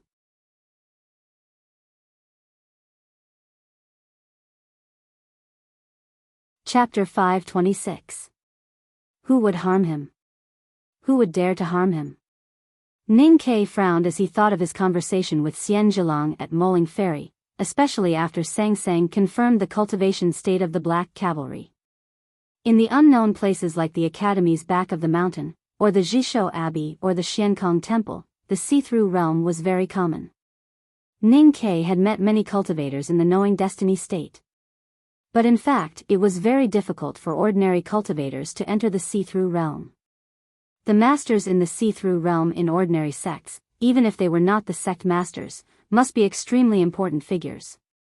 It was impossible for there to be too many of them. Now the dozen black cavalry on the mountain road were all cultivators in the see-through realm, and there were even masters at the peak of the see-through realm. This surprised Ning Quebec. He could not think of anyone else in this area besides the Lank Temple who could have so many masters. Of course, the black cavalry could not be monks from the Lank Temple because they wore black Taoist robes. Moreover, Ning Kai sensed some familiar killing aura from them, so he was sure that they were soldiers, or at least they had lived in a military camp. Could they be from the South Jin Kingdom? Ning Kai's gaze fell on the approaching black cavalry through the window. Suddenly, he raised his eyebrows and said, "They are not from the South Jin Kingdom. I smell a disgusting smell." Sang Sang asked, "What smell?" Ning Kai said, "The unique smell of corruption from the West Hill Divine Palace. Even if there is a lot of quietus in their aura, there is still no way to cover up the smell." After confirming the possible origin of the enemy, he no longer hesitated. He took the iron bow and talisman arrow from Sang Sang, pushed open the skylight at the top of the carriage, and stood up. The autumn rain continued. Ning Kai pushed open the skylight and stood up. The chilly rain, accompanied by the chilly autumn wind, blew on his face, but it could not change his expression at all. He looked calm, put an arrow on the bow, and slowly pulled the bowstring. The iron bow gradually bent, and the bowstring made a squeaking sound, but the bow and the bowstring did not tremble at all. The dark talisman arrow, containing great power, silently rested on the bow. The arrowhead aimed at the black cavalry running at high speed on the mountain path, as if it would be shot in the next moment. The primordial 13 arrows, created by combining the wisdom of the Academy and the resources of the Tang Empire, was undoubtedly the most powerful long-range weapon in the cultivation world in the past century. To some extent, it had even surpassed the flying swords of grand cultivators in the knowing destiny state. Magical weapons had their own souls.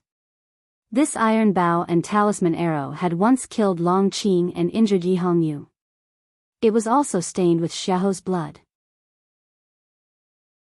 At this moment, it was ready to be shot. Even the autumn rain around the horse carriage seemed to be afraid and slowed down a bit. There was still a long distance between the temple and the black cavalry on the mountain path. Ning Ke had locked their breaths with the talisman arrow in advance. As a master in the see-through state, the black cavalry should have felt the danger and had great fear. However, what made Ning Ke feel cold was that the black cavalry did not seem to feel the danger at all. They still maintained a complete formation and a murderous aura. The horses' hooves were flying, splashing the mud on the mountain path like flowers, and the layers of rain were constantly broken.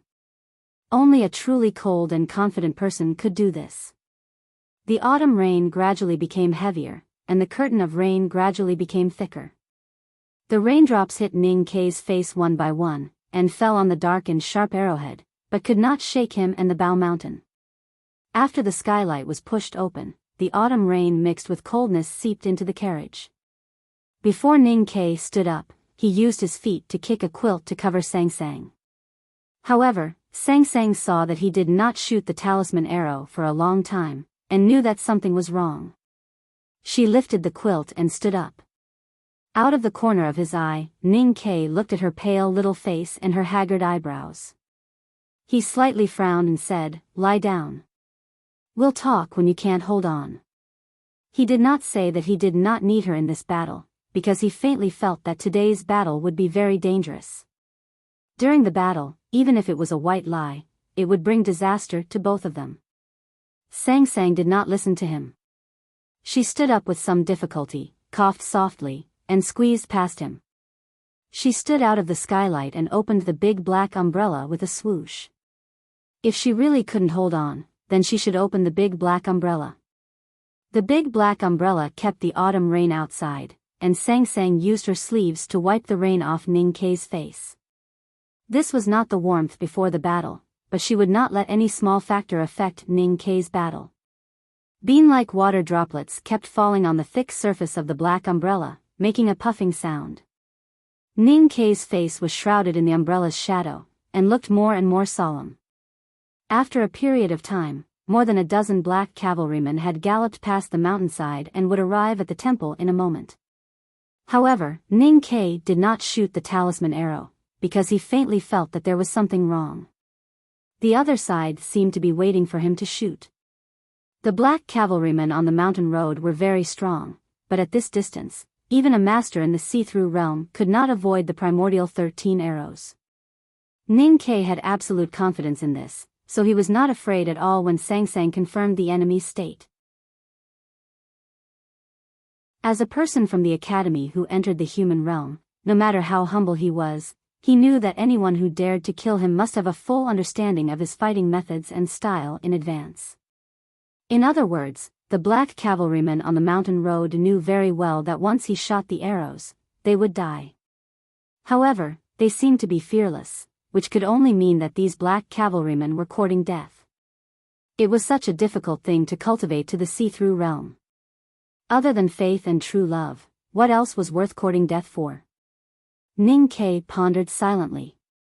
He only knew that these enemies were willing to pay such a terrible price, so they must be covering up the more terrible real killing intent. Holding the big black umbrella in her small hand, Sang Sang suddenly frowned and said, "Someone is coming again." Ning Ke looked at the approaching black cavalryman on the mountain road and said, "Find him." Holding the umbrella, Sang Sang's hand trembled slightly. She frowned painfully and said in a low voice, "I'm not sure." Ning Ke squinted his eyes, and a drop of rain slid down his cheek. Even with the cover of the autumn rain, no matter how skillful one's body movement was, it could not avoid Sang Sang's perception. Sang Sang said that she was not sure, which meant one thing. The real hidden enemy was at least a grand cultivator in the knowing destiny state. The black cavalrymen were approaching, and for the first time, Ning Ke and Sang Sang could really hear the sound of hooves like a storm. The big black horse no longer neighed, but just coldly looked at the strong figures of its kind. Its black eyes were bursting with a strong desire to fight and a manic mood of destruction. They could vaguely see the faces of the people on the horses, but Ning Ke was not as agitated as the big black horse. He still maintained a terrible calmness and did not shoot the talisman arrow on the iron bow. The powerhouse in the knowing destiny state hiding in the autumn rain must have hoped that Ning Ke could shoot all the iron arrows in the box. Even if he didn't, the powerhouse in the knowing destiny state would find a chance to kill him when Ning Ke focused on killing the black cavalryman. If he focused on the strong knowing destiny state, he would not be able to stop the black cavalryman from coming to the temple. At that time, the power of the primordial 13 arrows would be greatly reduced. In the case of close combat, Ning Ke did not have much confidence to fight against more than a dozen strong see-through state and a strong knowing destiny state. Or rather, he had no confidence at all. The rain kept hitting the big black umbrella, making muffled sounds. It gradually mixed with the dense hooves not far away, bringing a strange and tense atmosphere to the ruined temple. Sang Sang held the handle of the big black umbrella harder and harder until it trembled. Then she coughed painfully. Her originally dark face became paler and blood dripped from the corner of her mouth. Ning Ke's heart suddenly tightened, but he said nothing and did not stop her. A pure light suddenly flashed in the depths of Sang Sang's glass-like eyes, like lightning. Then she closed her eyes tightly and said two extremely complicated numbers. Ning Ke suddenly turned around. The dark sharp arrowhead left a line of rain in the air. He loosened his index and middle fingers on the iron bowstring. He turned around and shot the arrow. The whole movement was extremely natural and smooth. The iron arrow was aimed at the depths of the Red Lotus Temple behind the horse carriage. There were several trees there, all of which were maple trees. The tip of the arrow was aimed at one of them. The frost leaves were redder than blood. The primordial 13 arrows appeared in the world again. There was no thunder this time, but it quietly sneaked into the autumn rain with the wind. The distance from the skylight of the black horse carriage to the maple tree in the ruined temple was about 100 feet. In the air of 100 feet, there appeared a channel that absolutely rejected other chi of heaven and earth. It was the arrow. A few drops of rain, fortunately or unfortunately, were not shaken away by the chi of heaven and earth carried by the talisman arrow. They stayed in the invisible aerospace and floated alone like shivering orphans. These drops of autumn rain were not broken, and it seemed that they were not actually penetrated. Because the talisman arrow that left the iron bow did not seem to be real. But the iron arrow was still there. When it hit the target, in a flash, the iron arrow shot the maple tree that was waving its red leaves in the autumn rain. It was too slow to describe with any measure of time. The maple tree did not break. The red leaves that floated off the branches were not shaken off by the arrow, but by the rain. Because there was a black peach blossom on the maple tree. The iron arrow just hit the black peach blossom. The peach blossom was pure black, so black that it seemed to be reflecting light. It was so black that it gave people a sense of beauty. It was like the night of the far north wilderness, where one could occasionally see an extremely beautiful and otherworldly luster. But after looking at it for a long time, one would find that the black on the peach blossom was just a simple black. It was extremely pure black. It was the night itself. It was the black abyss shrouded in the night. Black was devouring. This black peach blossom seemed to be able to devour everything in the world. The iron arrow, which contained a terrifying power, disappeared into the black peach blossoms just like that. It was like falling into a bottomless black swamp. There was no trace left. Looking at the black peach blossom and his most powerful attack being annihilated so easily, Ning Ke's eyes did not show any fear. Instead, they became brighter. At the moment when his eyes began to brighten, the second iron arrow had left the bowstring. It shot to the black peach blossom on the maple tree again. This is the third chapter. There will be a fourth chapter, but it will be slower. I will try to finish it before 3:40. To be continued.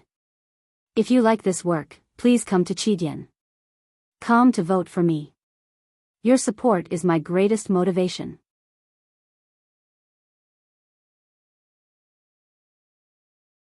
Chapter 527. If a stone was thrown into the water, it would not come back, but at least one could see the beautiful ripples on the water. If a dog was thrown with a meat bun, it would not come back, but at least the dog would bark after eating the meat bun.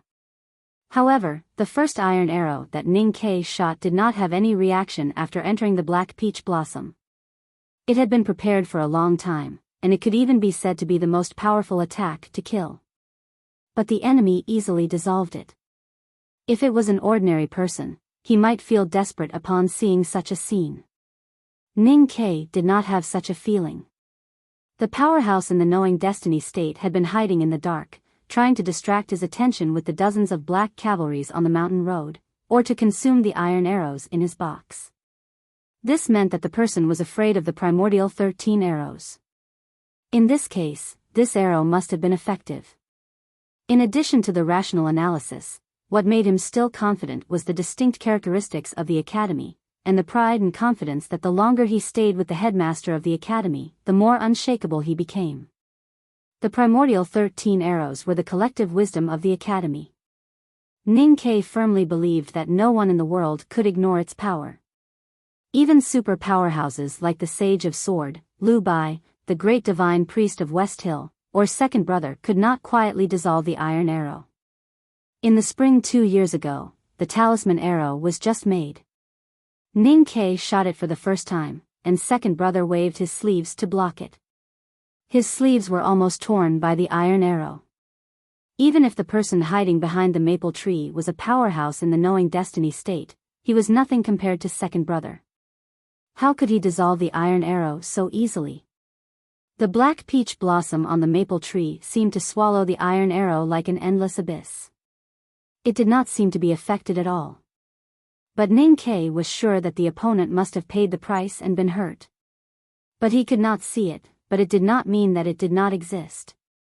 Therefore, he did not hesitate and shot the second iron arrow without stopping. The iron arrow broke through the air, shot into the black peach blossom, and disappeared again.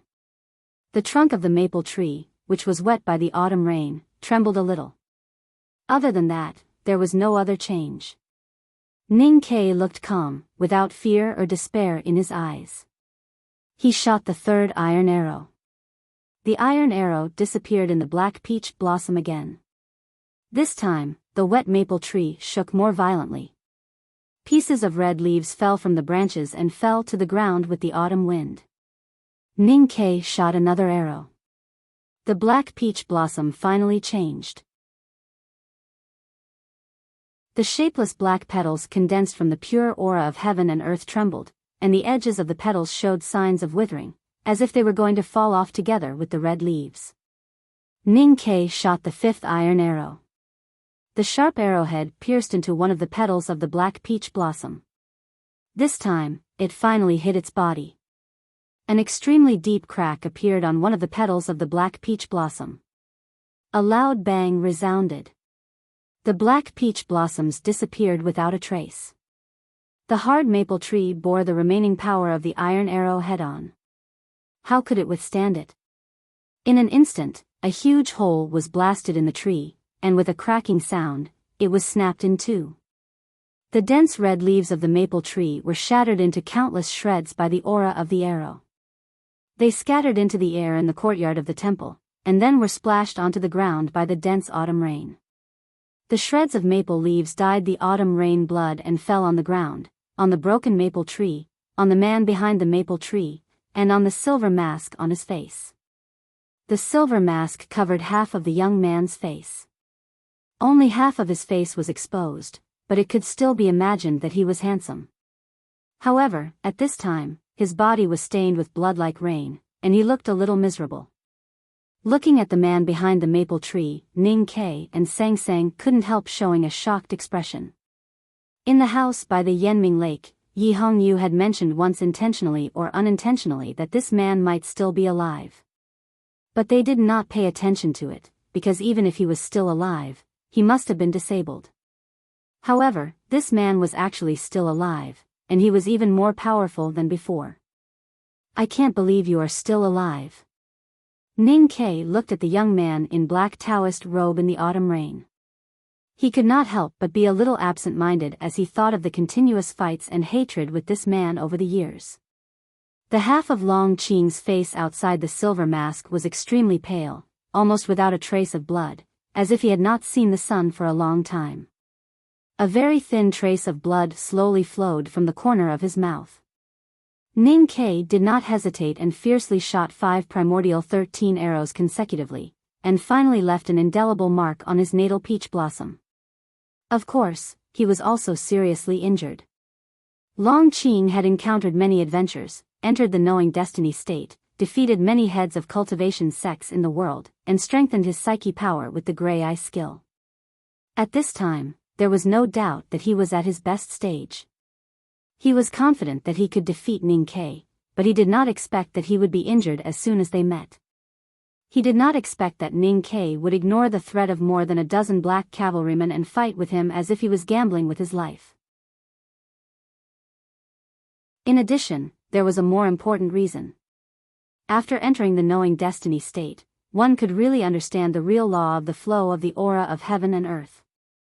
If he wanted to avoid Ning Ke's primordial 13 arrows, there should be a better way.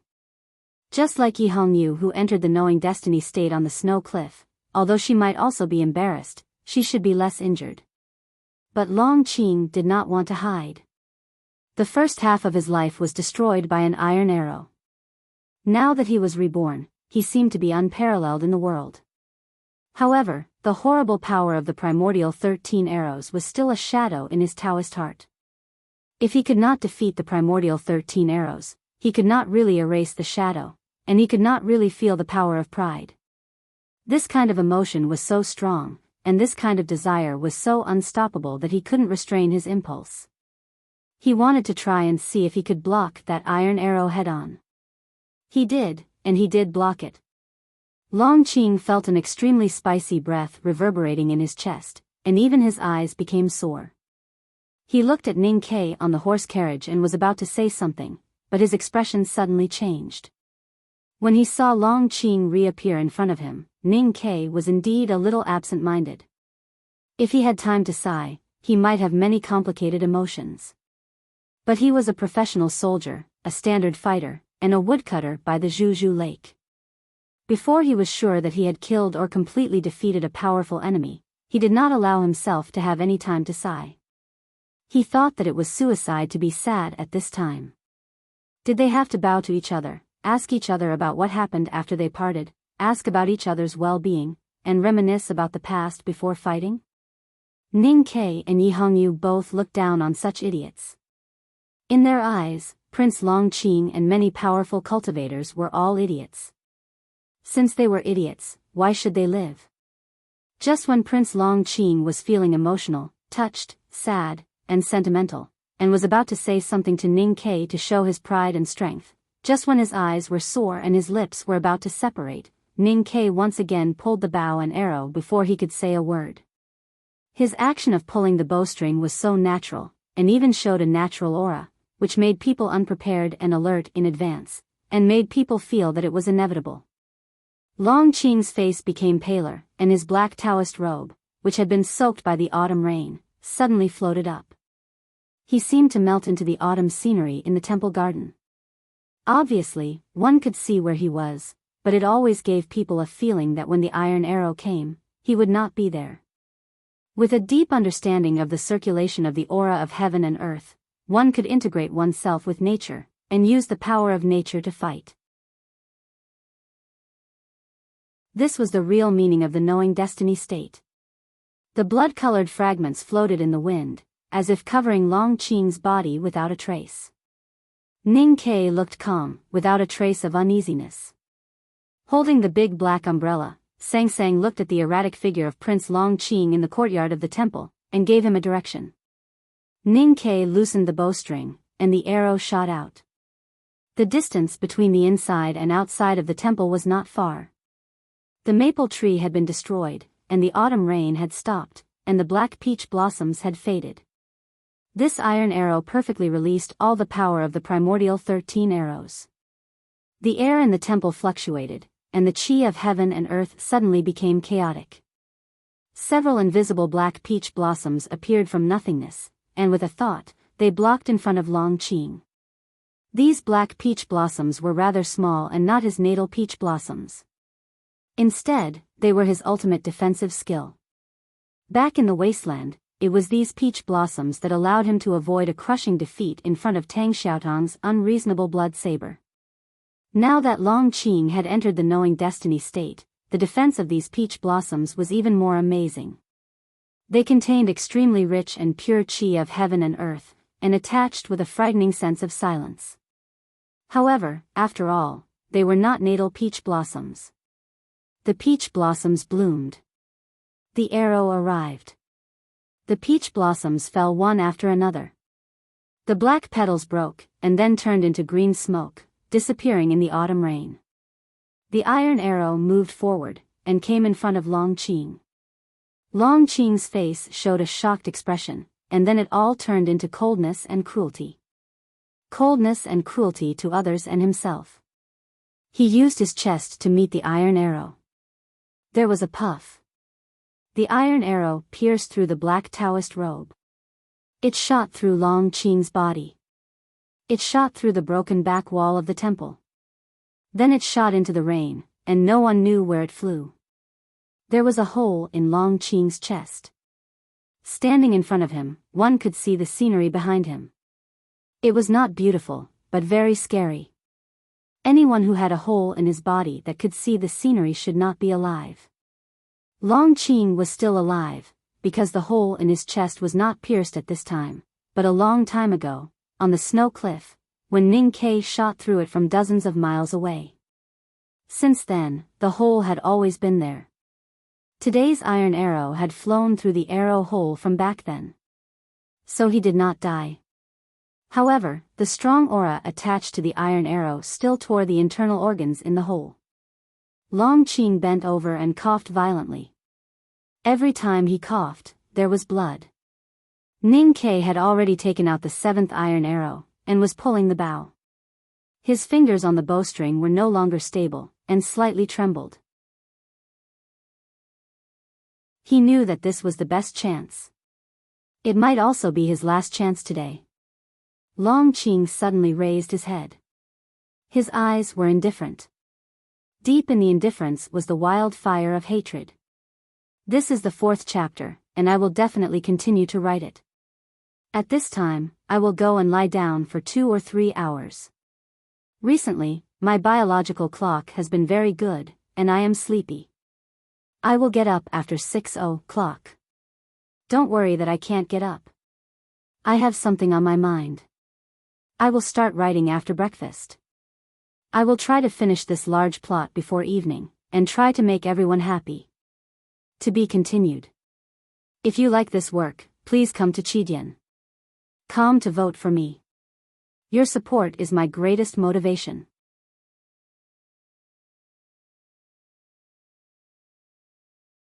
Chapter 528. In the autumn rain, the Red Lotus Temple on the Green Mountain suddenly became solemn. Long Qing waved his sleeves in the rain. His sleeves danced lightly, and the wind and rain blew.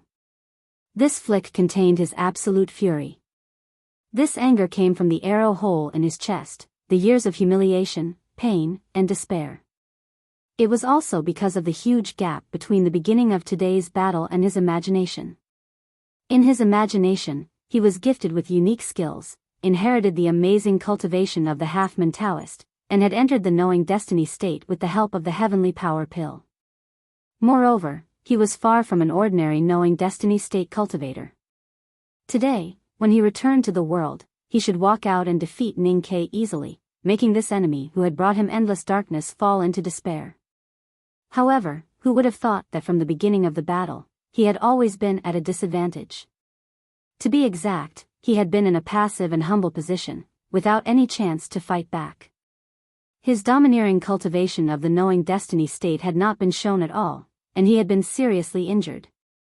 After dodging 6 primordial 13 arrows by a hair's breadth, there was still 1 arrow on the iron bowstring. After 7 arrows, Long Qing was suppressed to the point of suffering. He was humiliated to the extreme, but also angry to the extreme. This seemingly simple flick of the sleeve contained the anger that had been suppressed for a long time and the fighting spirit that had been suppressed to the extreme. Once it was unleashed, its power was astonishing. The rain on the broken stone steps of the Red Lotus Temple was suddenly swept away. Countless water droplets were swept into the sleeve wind and then attacked the black carriage wantonly.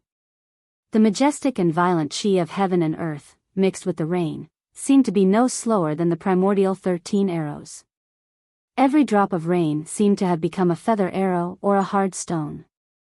What made Ning Kai feel inexplicably scared was that the water droplets that were rushing toward him seemed to be painted with a touch of light black under the clear light of the rain, revealing a strange sense of danger. Ning Kai groaned and shot the 7th iron arrow. Then he pushed Sang Sang into the horse carriage as fast as he could. At this time, the sky full of black rain was in front of him. He only had time to move the big black umbrella in front of him. The sky full of rain, like dense arrows, hit the surface of the big black umbrella. There was also a lot of rainwater hitting the side walls of the carriage.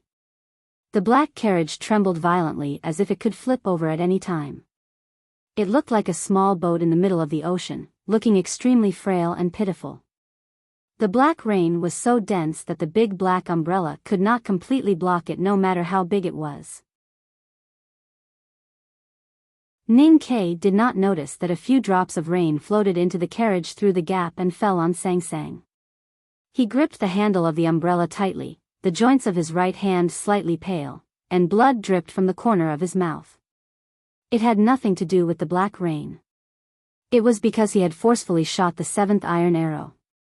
Because he was in too much of a hurry, and because he was slightly afraid of the black rainwater, this arrow did not hit Long Qing's body. The primordial 13 arrows consumed a lot of psyche power. When it was first developed, second brother once said that Ning Kai could only shoot a few arrows before he became weak. His current state of strength was far better than it was in the past, and he could have shot all 13 arrows. However, he shot 7 arrows in a row today without any pause in between, nor did he have a chance to rest and recover. It was like 7 consecutive lightning strikes in the rain clouds. Such a high frequency and high density shooting was a very terrifying thing. Even when he was fighting against Xiaoho at Yanming Lake last winter, he had never done this. Fortunately, his cultivation of the Great Spirit gradually strengthened his body after joining the devil. Otherwise, Ning Kai would collapse after shooting 7 iron arrows in a row. At this time, the muscles on his arm were still seriously injured, and there was a sharp pain in his right shoulder joint. It would be difficult for him to pull the iron bow in a short period of time. What chilled and shocked Prince Long Qing the most was not the power of Ning Kai's primordial 13 arrows, nor was it Ning Kai's strong means and willpower in the battle. It was because he knew very well what kind of person his opponent was. He just could not understand why Ning Kai's 6th iron arrow could hit him. If he had not humiliated himself by using the hole in his chest to avoid the arrow, he might have been seriously injured or even killed. However, he had already entered the realm of fighting in the knowing destiny state, and his whole body had become one with the surrounding nature. Ning Kai's cultivation was only in the see-through state. How could he have been able to capture him? Long Qing found that Ning Kai still had many secrets. Perhaps those secrets were not with him, but around him. For example, the little handmaiden who held the big black umbrella earlier. Long Qing looked at Ning Kai's wet but unchanged face. He said with a slightly strange expression, "You really are a monster." Ning Kai looked at Long Qing who stood behind the stone steps and looked at the hole in his chest. He said, "You are a monster." Long Qing walked down the stone steps and said expressionlessly, "You are the same." Ning Kai said, "You are welcome." Long Qing said, "This time I will not be polite. It is your turn to die." Ning Kai said, "Why do you say so?" Long Qing looked at the iron bow in his hand and asked with a smile, "Can you still shoot?" Ning Kai's heart gradually turned cold, but the smile on his face was more sincere. He said, "A gentleman has nothing to fight for, so he must shoot." Long Qing said, "My people have arrived. If you can still shoot, then, please shoot." Ning Kei's smile gradually stiffened. Long Qing's expression became more and more elegant. In the autumn rain, the dozen or so black cavalries on the mountain road finally arrived in front of the Red Lotus Temple. 7 consecutive arrows were shot like 7 lightning bolts. At this time, only a short period of time had passed since Sang Sang shouted Long Qing's position. It could be imagined how amazing the speed of these black cavalries was. Ning Kei's cultivation was at the peak of the see-through state. Even if he was really invincible below the knowing destiny state, even if he had other powerful skills besides the primordial 13 arrows, and even had the confidence to defeat ordinary cultivators in the knowing destiny state, it was impossible for him to defeat Prince Long Qing, who had entered the knowing destiny state, and the dozen or so see-through state masters alone when Sang Sang was seriously ill. He could not even escape from their siege. At this time, the enemy could not be sure that he really could not shoot again. So Long Qing did not make a move, but waited vigilantly for an opportunity. However, even if he could find an opportunity to recover and shoot again, he did not know where to shoot. If he still tried to kill Long Qing, how could he resist the ferocious fallen knights that were coming soon? The outcome of this battle seemed to be unchangeable and hopeless. However, at this moment, the stiff smile on Ning Kei's face suddenly became lively, like a land that had been dry for a long time suddenly being moistened by a cool mountain spring. Long Qing noticed the change in his expression, and his heart trembled slightly. The cold autumn rain kept pouring on the big black horse's head, but it could not extinguish the irritation and fighting desire in its eyes. However, just as the smile on Ning Kei's face changed, the irritation in the big black horse's eyes suddenly disappeared. It looked at the black cavalrymen who were rushing towards the horse carriage with an extremely disdainful expression, as if it was looking at a group of idiots. The fallen knight in the front began to silently activate his psyche power. His right hand left the reins and began to pinch the sword formula. The flying sword in the scabbard on his back began to buzz. The black horse on his back panted quickly and excitedly. The long hair on the horse's neck kept flying in the rain with the final acceleration of the sprint, which looked full of power and beauty. At this moment, a strand of hair floated up. This scene was extremely subtle and not easy to notice, so it did not attract anyone's attention. Prince Long Qing's expression changed dramatically and he shouted a warning. However, the black knights were sprinting at a high speed. Even if the fallen knights understood his warning and had enough discipline to carry out his orders, they could not retreat. They could not retreat from this battlefield.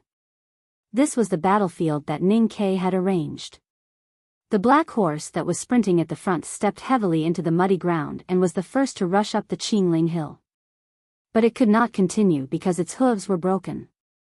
Then, a thin red line appeared on the thick neck of the horse. More fine red lines appeared on the strong body of the horse. Because of the uneven strength exerted on different parts of the body, the red lines gradually widened and then separated. The entire body of the horse became countless pieces of meat floating in the air, and there was vaguely blood between the pieces of meat. The horse's head at the front quietly separated from the body and continued to float forward. One could even see the hot mist coming out of the horse's nose and hear its panting. A sprinting horse had become countless pieces of meat in the midst of sprinting. This scene was extremely strange. The fallen knight on the horse had almost the same experience. His right hand left the reins. Just as he pinched the sword formula and unsheathed his flying sword, there was a deep cut on it and it quietly broke into two. A thin red line appeared on his fingers that pinched the sword formula. His fingers were like ripe fruits, falling one after another. Then, his forearm was cut into countless pieces, and then into even finer pieces of meat. His neck was cut off. His whole body was cut in the middle and then cut into even finer pieces. Then, together with the horse that had been cut into pieces, he fell from midair. It was like a collapsing glacier.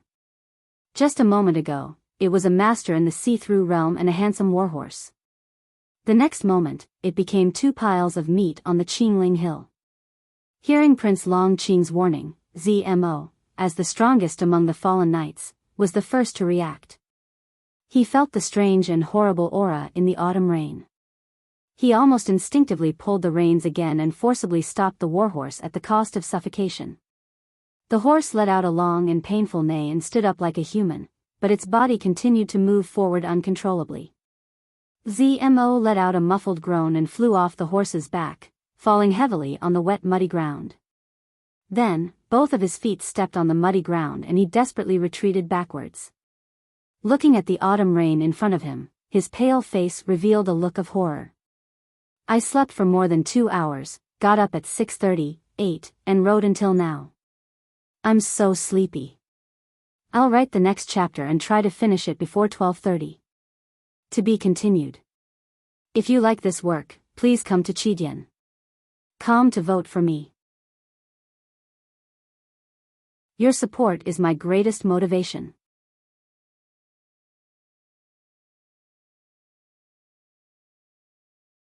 Chapter 529. At this moment, the group of fallen knights showed the true level of a see-through realm master, especially the absolute importance of being cold and calm in battle. These fallen knights did not know what kind of danger was hidden in the black carriage in the autumn rain.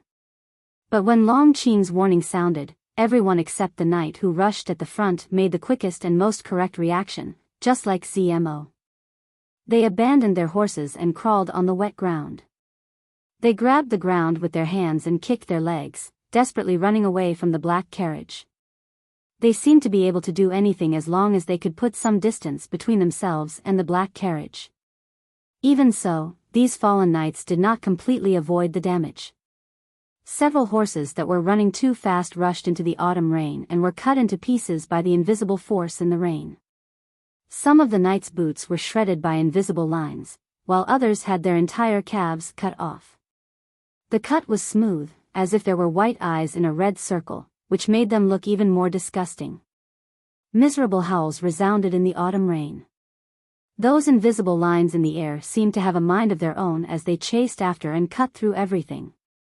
Zmo quickly retreated in the rain. He grabbed 2 of his slightly injured companions and threw them backwards with all his might. Just by delaying for a moment, the armor on his body had a few scratches that looked like it had been corroded. It seemed like it was about to collapse at any moment. He groaned and unsheathed his flying sword. It contained the pure chi of heaven and earth and flew in front of him.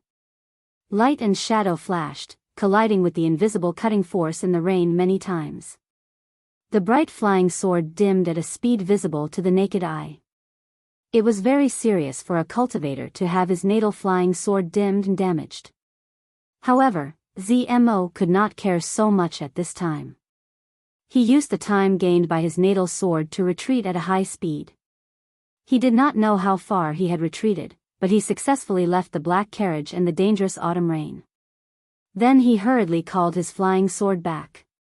A fallen commander at the upper level of the see-through realm was at the rear of the black knights. He was not affected by the invisible cutting power in the autumn rain. He just looked at the horses that were smashed into pieces when they rushed into the autumn rain. He looked at the strange bloody lines and deep wounds on his companions' bodies. He listened to his companions' painful groans. His face became extremely ugly. He was extremely angry and unwilling. He screamed and the flying sword came out of the scabbard. It turned into a green light with a black edge. It suddenly penetrated the layers of autumn rain and stabbed at the black carriage in the depths of the autumn rain. However, as soon as it entered the autumn rain, or more accurately, as soon as it entered the layers of autumn rain around the black carriage, the flying sword could no longer maintain its power. It instantly became dim, and a layer of rust appeared on its surface, as if it had withstood the effects of being washed by the rain for decades. Then there were many small scratches on the rusty surface of the flying sword. It looked like it was cracking. With a bang, the flying sword fell in the rain about 30 feet away from the black carriage and could no longer move. It was like a dead insect that could only be soaked in the rain until it rotted. The fallen commander's face suddenly turned pale when his natal flying sword was destroyed. He spat out a mouthful of blood. The cold rain flowed down from Zimo's hair and dripped into his eyes. He looked at the autumn rain in front of him. Even when he was expelled from the divine hall and his cultivation was destroyed by Yi Hongyu, his eyes were still firm. Finally, fear appeared in his eyes. The autumn rain was like a cold winter. It was just an autumn rain, layers upon layers of rain, heavy rain. It fell quietly, washing away the frosty weeds, washing away the blood on the carriage and the ground. There was nothing in the rain, but it was as if there were countless of the thinnest and sharpest steel wires, silently waiting to cut apart anything that dared to enter the autumn rain, whether it was a horse, a person, or a sword. The cause of all this was not the autumn rain itself, but the quiet black carriage in the rain. Looking at the black carriage and Ning Kai in it, Zimo's face became paler. He felt that the black carriage and the person in it did not belong to this real world, but came from the netherworld. Seeing his most powerful and loyal subordinate seriously injured by the autumn rain, Long Qing's eyes suddenly became cold. He did not want to guess whether Ning Kai could still shoot the primordial 13 arrows. The psyche power in his sense of perception suddenly surged out, mobilizing the chi of heaven and earth around the temple, turning it into his own aura and directly attacking the black carriage. The aura was full of destructive energy with a sense of quietus. It seemed to have its own color, which was black. However, this seemingly powerful aura disappeared in the autumn rain around the black carriage. At least it disappeared in Long Qing's spiritual world. He lost contact with that aura, causing his sense of perception to be shaken violently. He could not help but turn pale and his body slightly swayed. The invisible cutting power in the autumn rain could actually cut the purest aura. Long Qing suddenly thought of a certain kind of talisman in the legends, the kind of talisman that could even cut space when it was cultivated to the extreme. He could not help but change his expression slightly. Jing Fu. Long Qing looked at Ning Kai with his cold eyes full of shock and faint hunger that made people's hearts palpitate. He was like a beggar who had been hungry for more than 10 days and suddenly saw a white bun in a shabby temple. He did not care whether there was blood or dust on the bun. He just wanted to eat the bun into his stomach. You actually learned Uncle Yen say's Jing Fu. It seems that you have made great progress in the past 2 years. Jing Fu was Ning Kai's most powerful talisman. When used by him, its power was even close to that of a divine talisman. However, using Jing Fu was also a very heavy burden on his state.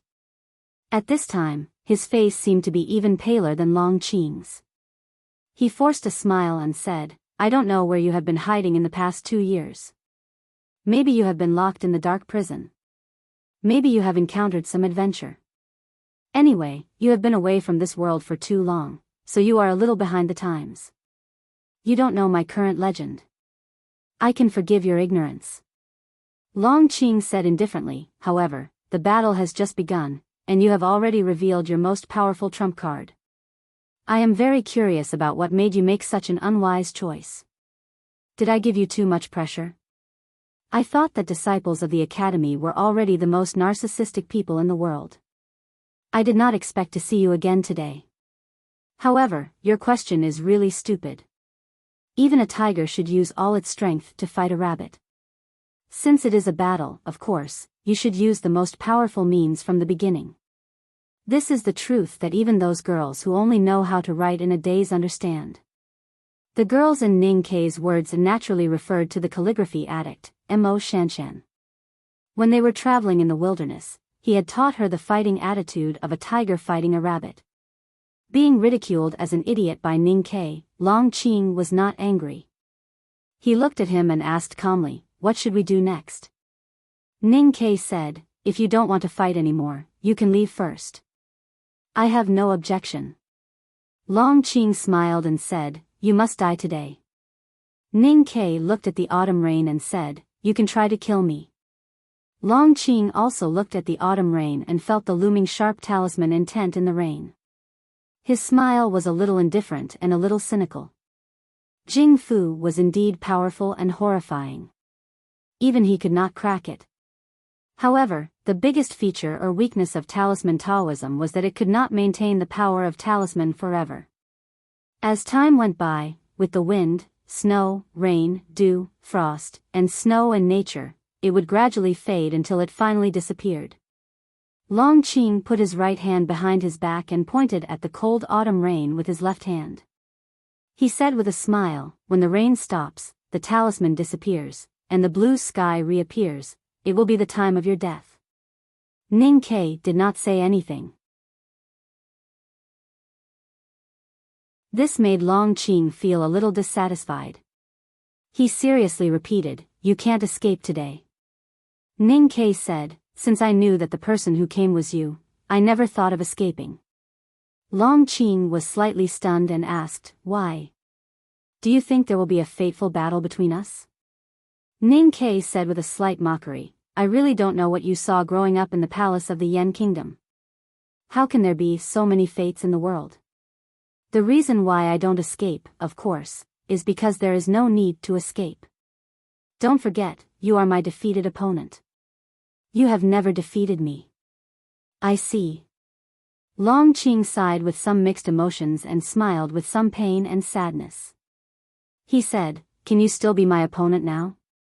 As I said, I don't know what happened to you in the past 2 years, and what adventures you have encountered. But it is impossible for me to be afraid of you. As long as it is you, I believe that I will not fail, and I will not die." Ning Ke looked at Prince Long Qing and said, "Because this is my story. In my story, characters like you can only be used as a foil to me." In the carriage, Sang Sang was installing something on the remaining iron arrows in the box. Hearing Ning Ke's words, her fingers slightly stiffened and she asked, "Do you really think so?" The rain covered Ning Ke's slight voice. "I am not youngest uncle, nor second brother. Of course I will not think so. And I think the people in this world who are most like the hero of the story do not have a good ending."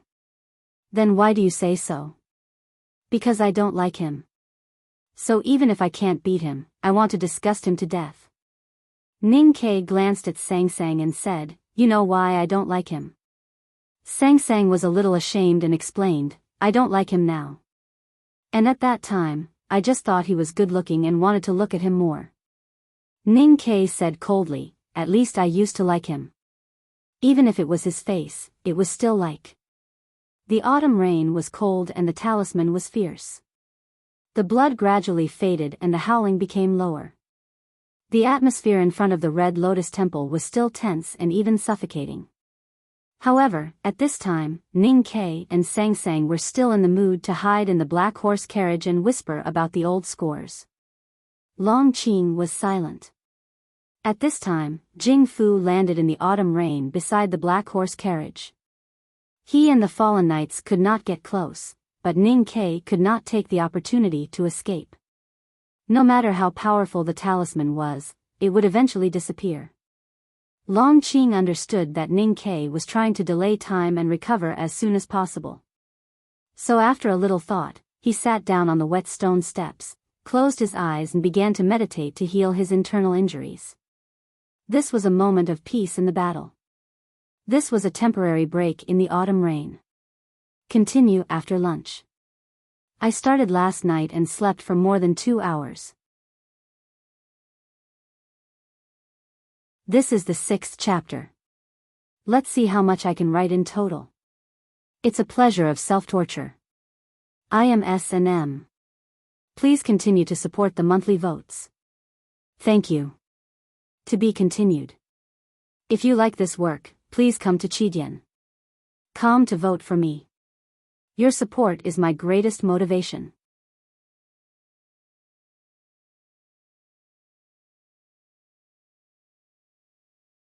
Chapter 530. The fallen knights supported each other and retreated to a place not far away. They began to bandage their wounds and rest. The fear in their eyes when they looked at the black horse carriage gradually disappeared, replaced by vigilance and hatred. They had come from the mountain road like a thunderbolt, but they were forced to retreat before they could even touch the black horse carriage. They also paid the heavy price of the death of one of their companions and the serious injuries of several others. For them who were in the see-through state, this was an unbearable shame. The autumn rain continued. The Red Lotus Temple was covered with frost leaves and the horse carriage was wet. Ning Ke had already sat back in the carriage and covered the skylight. He looked at Long Qing through the window and suddenly asked, "Hey, how did you come back to life?" Long Qing slowly opened his eyes and looked at him. He said indifferently, "That's a long story." Ning Ke looked at the autumn rain and said, "If the story is too long, I may not be able to finish it.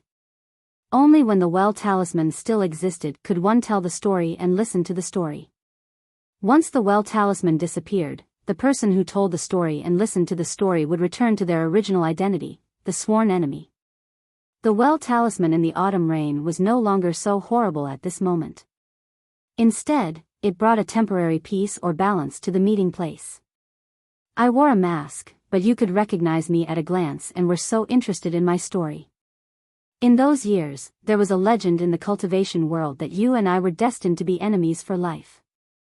It seems that it makes sense, Prince Long Qing said expressionlessly. In this case, I naturally can't allow you, Mr. 13 of the Academy, to shine in the cultivation world alone. So I came back. Ning Ke said sarcastically, "Don't think that just because you have entered the knowing destiny state, you can put on a show and make me bow down to you. You know, there are not many people in the knowing destiny state in our place. They are like cabbages all over the mountains and plains." Long Qing said calmly, "I am not an ordinary knowing destiny state. I believe you should have felt it." Ning Ke did feel a very strange and even a little horrible aura from Long Qing, which was much stronger than ordinary knowing destiny state cultivators. But he just smiled and said, "Not ordinary cabbages, after all, they are still cabbages." Then the smile on his face gradually disappeared. Looking at the silver mask on Long Qing's face, he frowned and asked, "What happened to you?" Long Qing began to tell the story of what had happened to him over the years. This was a very long story, but it was outlined very clearly by him in the simplest language. Just by listening to a few key words, one could feel the strangeness, cruelty, and even tragedy of this story. His voice was calm and emotionless, as if he was telling someone else's story. In fact, he did not want to tell others about this, but Ning Ke had a special meaning to him, so he wanted Ning Ke to know what he had lost and what he had regained before he died. This was a spiritual need. The fallen knights roughly knew what had happened to the priest, but they did not know these details. Listening to the voice coming from the autumn rain, they listened silently and attentively, occasionally moved. "It's a good story, but it's a bit cliché." Ning Ke's comment was cold and even harsh. Long Qing didn't care. "I don't believe in the theory of fated enemies. Of course, I also don't believe that after you've been through so much and come back to the world, you will take revenge for all the humiliation you've suffered." Ning Ke said, "Because the two biggest humiliation you've suffered were from me. If I let you take revenge for all these things, how can I live?" Long Qing said, "Since it's death, why should a dead person care about how to live?" Ning Ke said, "I won't die." Long Qing said, "I'm the person chosen by Haotian. I'm the one chosen by heaven. I won't die, so you must die." Ning Ke looked at his calm expression and suddenly felt a little cold. He remembered what second brother had once asked Lu Yiqing. He smiled and said, "How can you prove it?" "There's no way to prove Haotian's will, and there's no need to prove it to mortals." Long Qing's answer was very boring. Ning Ke looked at him with a mocking expression.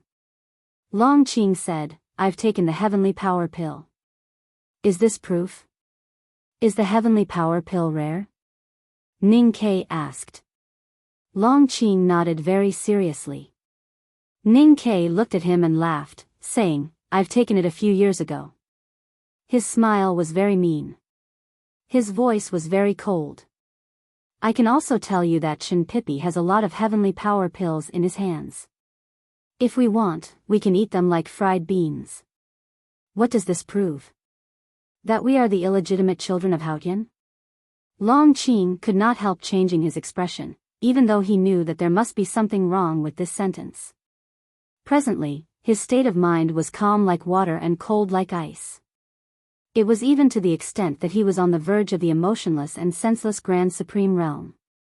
However, after being repeatedly ridiculed and slapped in the face by Ning Ke, the irritation in his heart gradually grew stronger. Ning Ke continued, "You led a group of fallen knights, and your hands are stained with blood. You were chased by the West Hill Divine Palace. Don't you think it's ridiculous to say that you are a person of heaven's mandate? It's just a mental torture." After a moment of silence, Long Qing said, "Maybe you're right. Maybe I'm not a person of heaven's mandate, but the son of Yama. That's why I have suffered so much in this life. But I can always see hope in the darkest time, and may eventually sink to the bottom of the endless abyss." Hearing this, Ning Ke was slightly shocked, but the smile on his face became more and more sarcastic. "Your Highness, you've really been away from this world for too long. You actually don't know the most widespread rumor now." Long Qing frowned slightly and asked, "What rumor?" Ning Ke pointed at himself and said, "Everyone thinks that I'm the son of Yama. It's said that Yama has tens of thousands of children. Of course, only one is projected into our world, which represents disaster and destruction. It's not a dazzling image."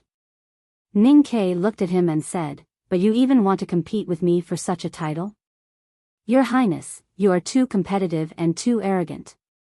Moreover, your arrogance is fake because you still care about how the world looks at you.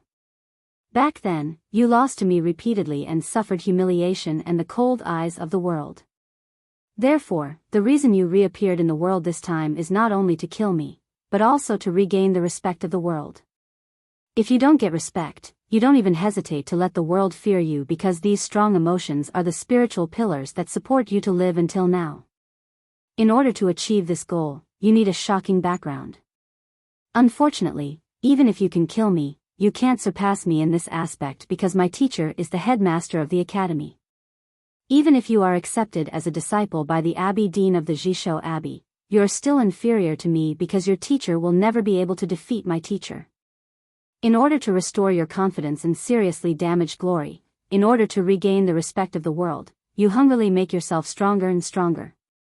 You constantly hypnotize yourself, trying to make yourself believe that you're really a person of heaven's mandate. Unfortunately, Haotian Taoism's intolerance has shaken your confidence in this aspect. So you turn to the dark night, wishing that Yama could sleep with your mother." Ning Ke looked at him and shook his head, saying, "You're already crazy."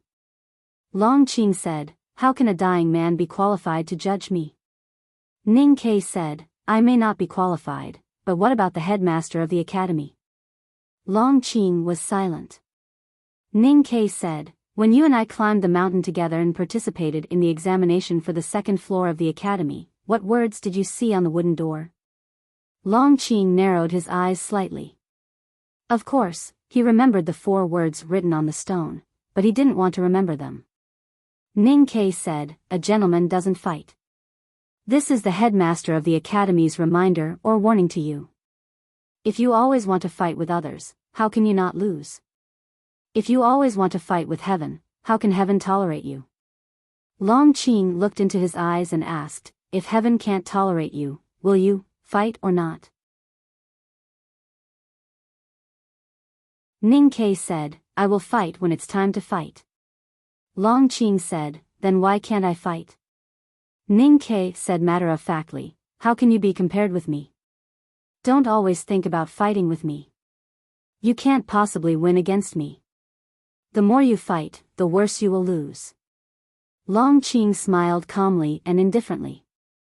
Just when he was about to continue to say something, Ning Ke suddenly opened the skylight and stood up. He glanced at the rain falling from the sky and felt the gradually fading talisman intent in the rain.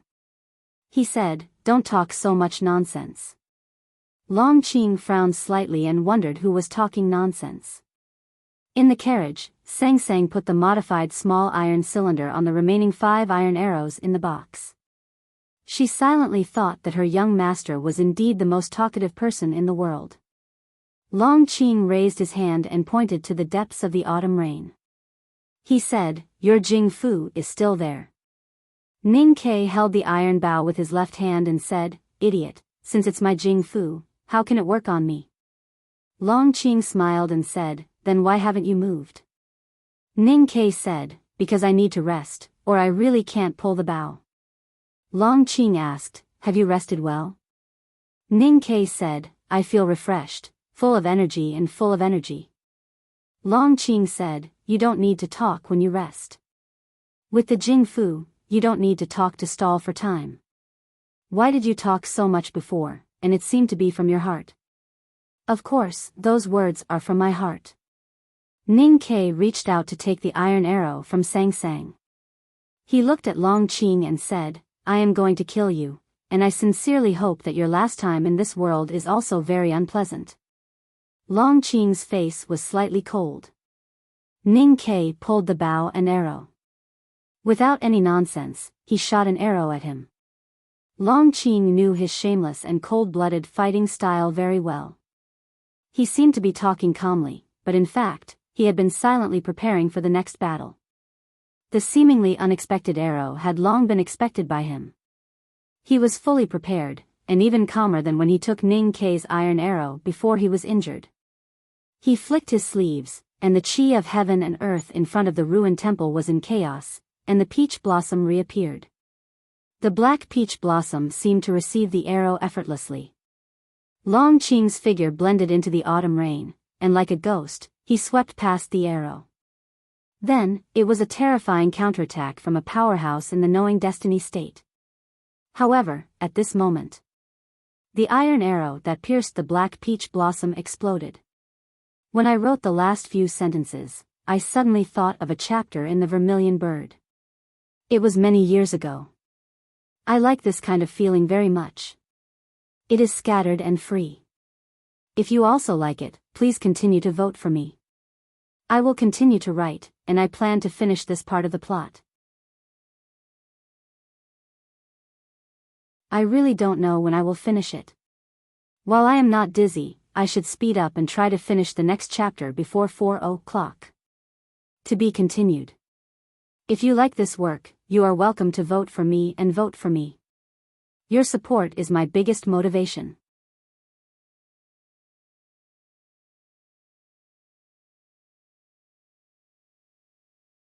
Chapter 531. The iron arrow exploded violently, and the black peach blossoms in the rain were blown apart. The scales on the small iron cylinder whistled and shot toward Long Qing's body. Long Qing screamed angrily and forced all his cultivation out of his body. In the autumn rain, the chi of heaven and earth was summoned and turned into countless transparent shields, layer by layer, in front of him. The invisible chi of heaven and earth's shield was not a real metal shield, and Long Qing was not a powerful cultivator at the peak of martial arts.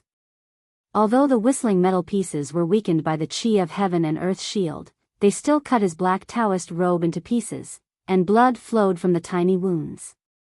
What was more terrifying was the flame and the scorching airwave caused by the explosion itself. At that moment, the rain in front of the Red Lotus Temple was brightly illuminated, and then quickly burned into white mist, making a squeaking sound. At the moment of the explosion, Long Qing changed the direction of his ghostly figure. He tiptoed on the wet ground, and with the natural flow of the chi of heaven and earth and the driving force of the airwave, he floated backward from the temple gate to the dilapidated main hall, and his body slammed into the clay statue of the Luohan. Smoke and dust filled the air, and the statue of the Luohan was broken into several pieces. A mouthful of blood spurted from his lips, and the emotions in his eyes were extremely complicated, for he could not understand many things that happened today. Talking about the heavenly mandate realm and Yama with Ning Ke was actually a way for him to buy time. However, he clearly saw the black rain fall on Ning Ke's body. But why was Ning Ke still as usual after such a long time? There was no sign of poisoning at all. What was most incomprehensible was that the second floor of the academy developed a weapon like the primordial 13 arrows, which could help Ning Ke fight against the knowing destiny state. It was already unimaginable, but now the academy could add that little explosive thing to the primordial 13 arrows. Was the academy going to go against heaven? Long Qing supported the broken statue of the Luohan and stood up with difficulty.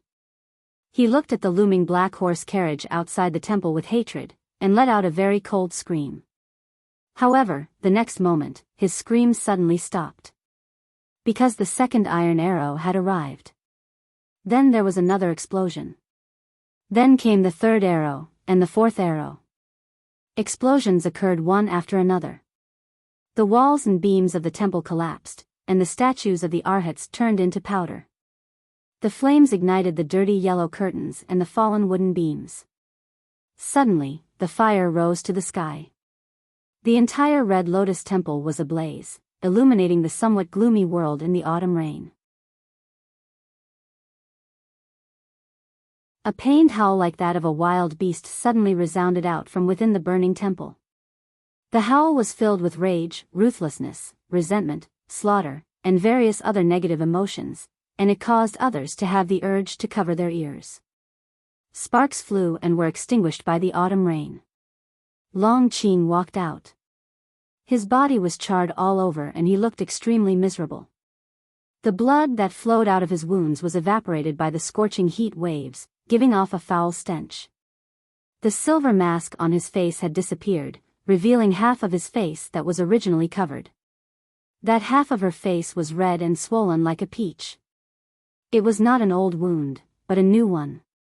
Long Qing's natal black peach blossom protected his body. At the most dangerous moment, he released a domineering aura and isolated the real fire outside his body. However, he could not isolate the heat and the transfer of temperature. Silver is one of the most conductive metals. Therefore, the half of his face under the silver mask was burned the most severely. This was not the heaviest injury on his body. But it was the most horrifying injury. A few years ago, he was shot by Ning Ke on the snow cliff of the wilderness with an arrow.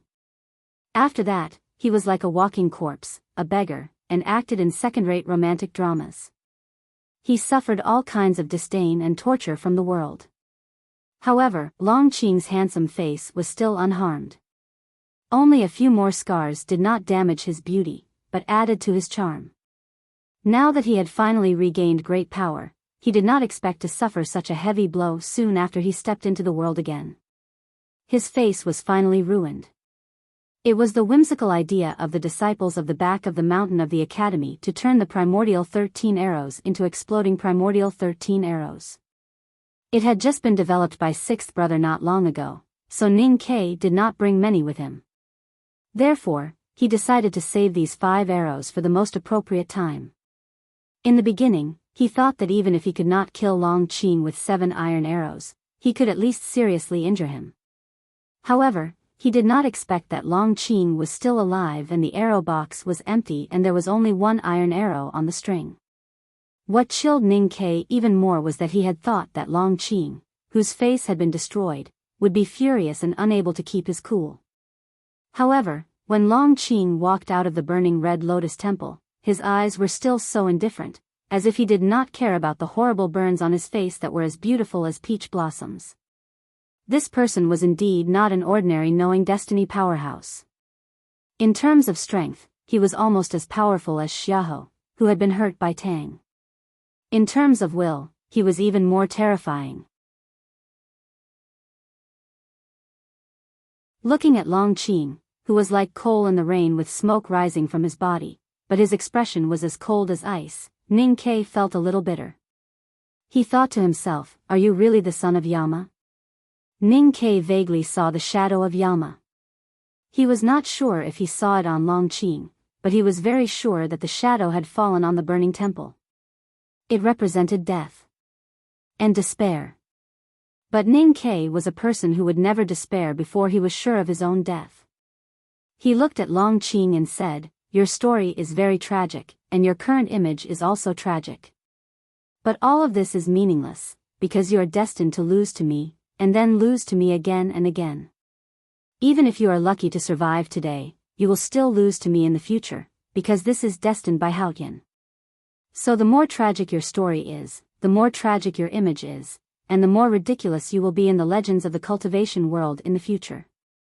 You always like to talk so much when you are not confident or not ready. Long Qing's expression was very calm, and so was his voice. He said, "But as you said, tragic and any means are meaningless at this moment. You will die today." The autumn rain continued to wash, and the talisman of Jing Fu gradually faded, and finally disappeared without a trace. The fallen knights waited in silence outside for a long time. When the talisman of Jing Fu disappeared, without any orders, some rode on uninjured horses, and some silently moved forward to attack the black horse carriage. These fallen knights used to be powerhouses in the cavalrymen of the West Hill Divine Palace. Even those former squires had the cultivation of the see-through state after taking the earth-sitting elixir. The 5 cavalry commanders had all reached the upper see-through state, and each of them could fight with Ning Ke for several rounds. As for the most powerful commander, Zimo, he was already at the peak of the see-through state. His real state was similar to Ning Ke's, and he was also a powerhouse who was only one step away from the knowing destiny state.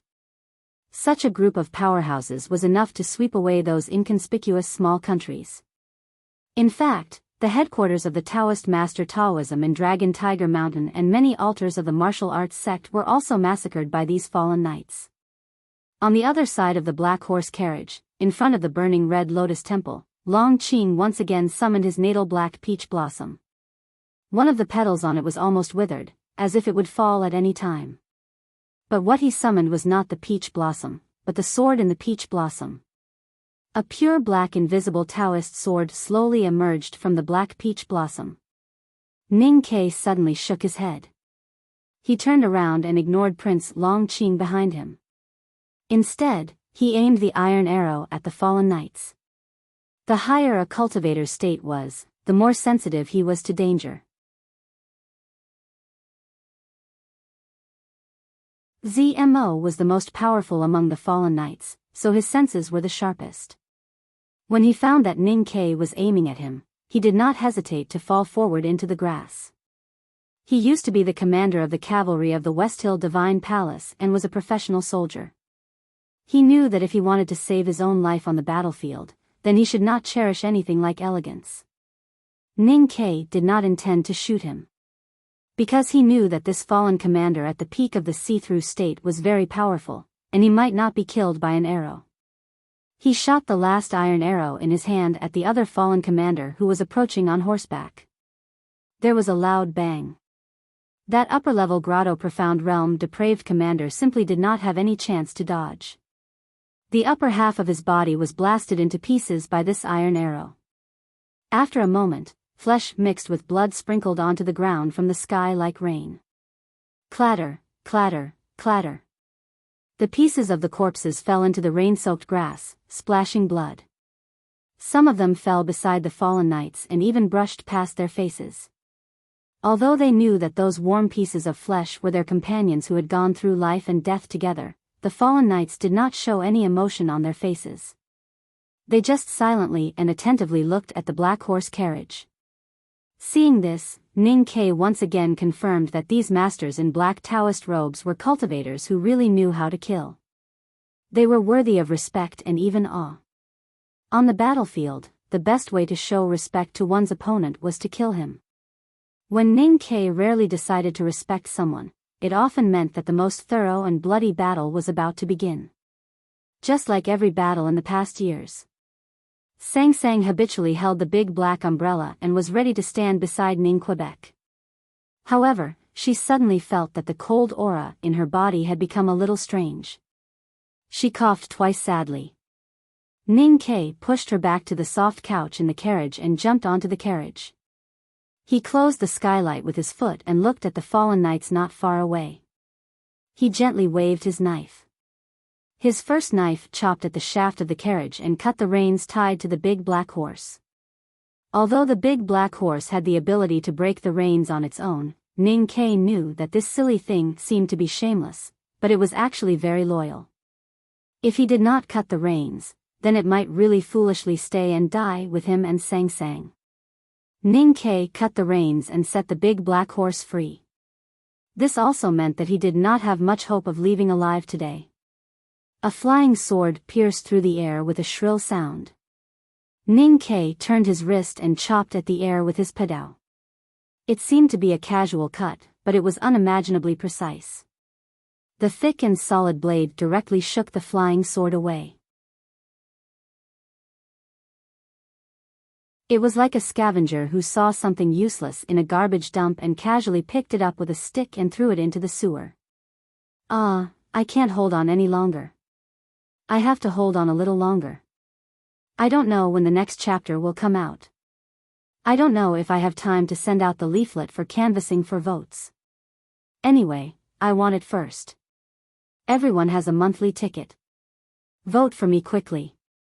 To be continued. If you like this work, please come to Chidien. Come to vote for me. Your support is my greatest motivation.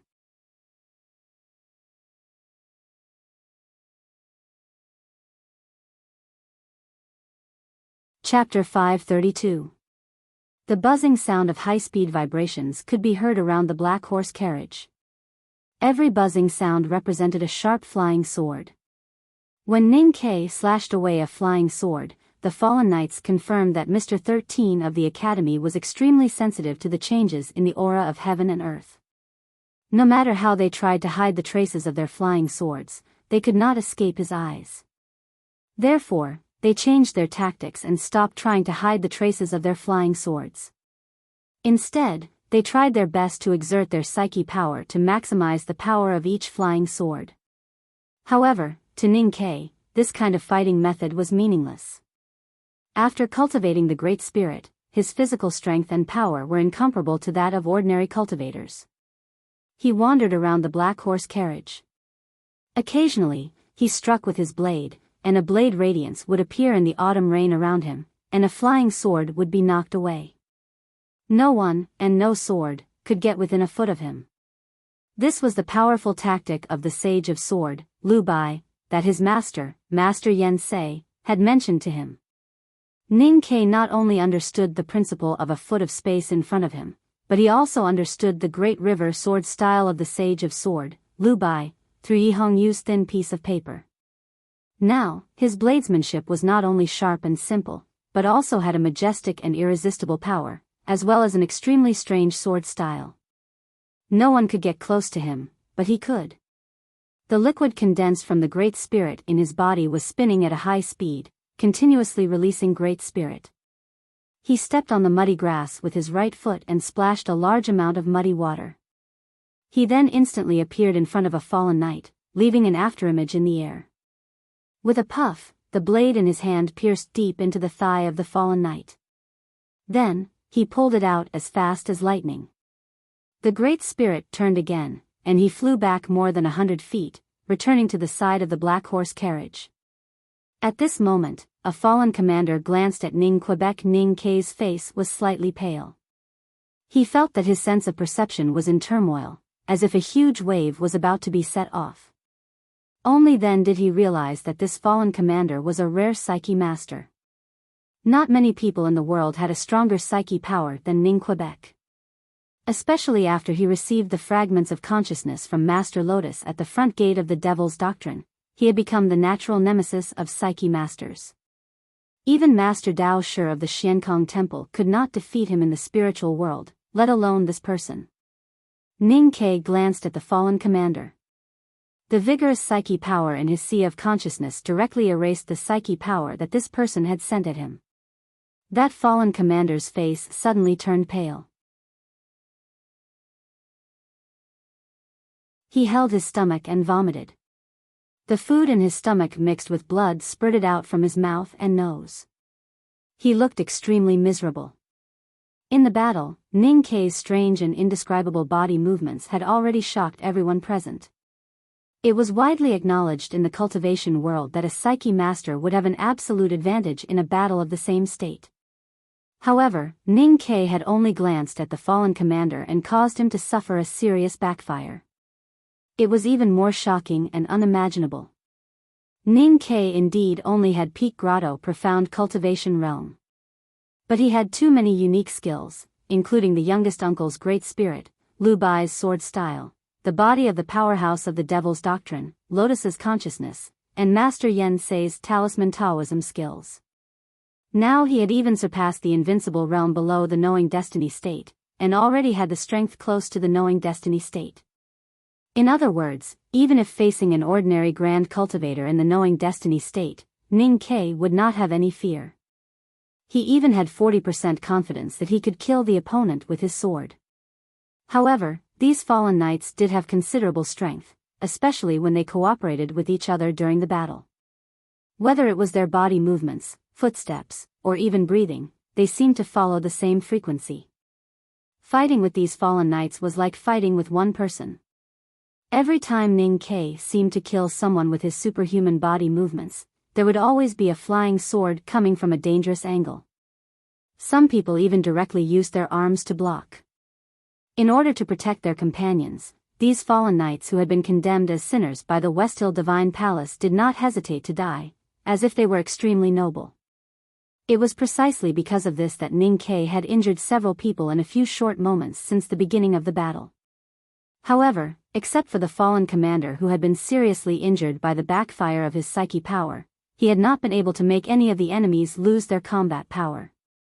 Even so, Ning Ke believed that he could kill all of these people, or in other words, exhaust them, including that powerful person at the peak of the see-through state, as long as he had enough time. However, he was even more clear that he was actually fighting with that person, and that person had not yet made a move. Long Qing made a move. A black peach blossom grew in his hand. A pure black invisible Taoist sword grew out of the black peach blossom. The black Taoist sword floated in front of the red lotus temple like a ghost. A sense of quietus gradually spread from the sword. Sensing this sense of quietus, the fallen knights were refreshed, as if they had been injected with fresh energy.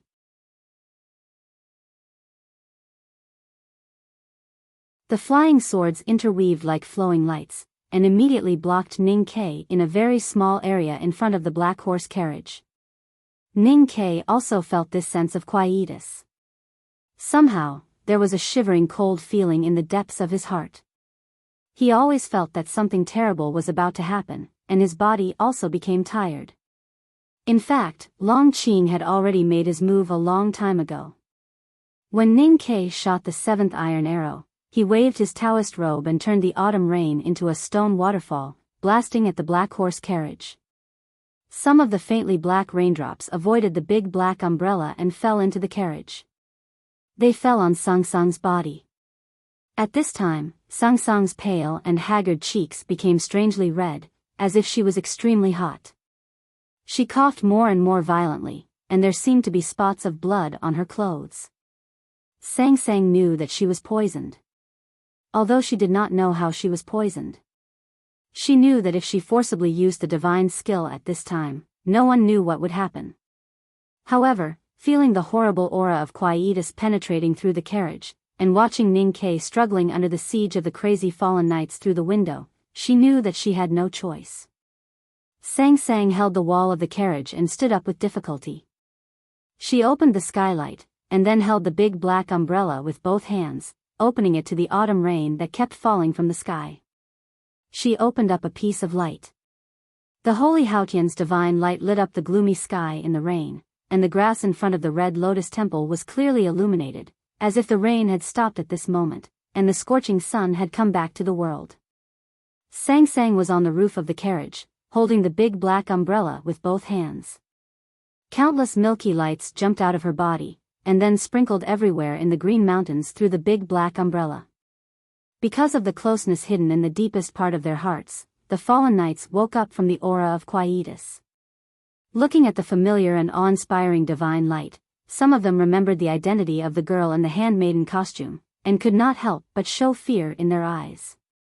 They had served Haotian in the Westhill Divine Palace for decades, and their reverence for Haotian had long been deeply rooted in their bones. Facing the future great divine priest of light of the divine hall, and facing the purest and most solemn Haotian's divine light, how could they not be afraid? Since the beginning of the fall, they were willing to offer their souls to Yalma in search of survival and power, but it did not give them much resistance to Haotian's divine light. Instead, it made them even more afraid. The faces of the fallen knights were extremely bright, and all of them had very complicated expressions. Some were confused, some were regretful, and some were afraid. Some even covered their faces and cried in despair. Long Qing's situation was relatively better. He had a deeper faith in Haotian, but it was easier for him to temporarily erase it on the spiritual level. However, the black sword he pulled out from his natal peach blossom had become the primary attack target of Haotian's divine light because of its innate aura of the netherworld. The pure black invisible Taoist sword let out a painful moan, accompanied by a light sizzling sound. Bursts of green smoke rose from the sword, as if it would melt in the next moment in the bright world. Long Qing groaned in pain, and his burnt face turned pale. His burnt body began to emit green smoke, and the wounds caused by the iron arrows began to bleed again. He took back the black sword, ignoring the blood flowing on his body, and walked toward the black horse carriage. Because he found that if he wanted to kill Ning Ke, he had to first kill the little handmaiden. Fortunately for Long Qing and the fallen knights, the Haotian's divine light in front of the ruined temple today was not as abundant and lasting as the Haotian's divine light by the Yanming Lake that night. It seemed to be a long time, but it was just a moment. The Haotian's divine light on Sang Sang was extinguished, and the cold autumn rain ruled the world again. She looked at the faint shadow on the grass under the carriage and lowered her head. She was seriously ill and poisoned, so there was no way for her to transfer the Haotian's divine light into Ning Ke's body today. She had done everything she could. She turned pale, fainted, and fell into the horse carriage.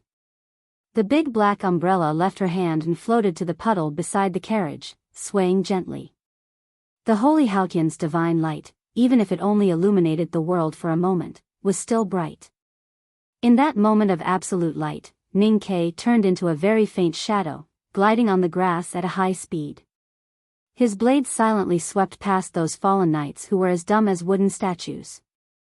Then, he squeezed out the last of his psyche power and activated all the Fu papers in his arms, turning them into countless walls of fire and wind and snow, blocking Long Qing outside the black horse carriage. Sang Sang had been with the big black umbrella since she was a child, and she was reluctant to let it go even when she was sleeping. At this time, the big black umbrella left her hand, which could only mean that Sang Sang's situation was very critical. The autumn rain fell again, and the fallen knights fell to the ground one after another. There was a horrible wound on their necks, chests, and abdomens. In the moment when the light came and left, 2 fallen commanders and 5 fallen knights were killed by Ning Quebec. The others who were still alive were also seriously injured and could not stand up for a while. The situation in the field suddenly changed. Now, the only ones who could still stand were Ning Ke and Long Qing. After a series of bloody battles, Ning Ke's psyche power was exhausted, the Great Spirit was exhausted, the talismans were used up, and the arrow box was empty. He was really at the end of his rope. He moved with difficulty to the side of the black horse carriage, leaned against the wall, and silently lowered his head, breathing tiredly and heavily. Every breath seemed to be so painful. Zmo sat on the grass, and his body was covered with blood. He looked at Ning Ke, who was leaning against the carriage, and his eyes could not help showing an expression of awe.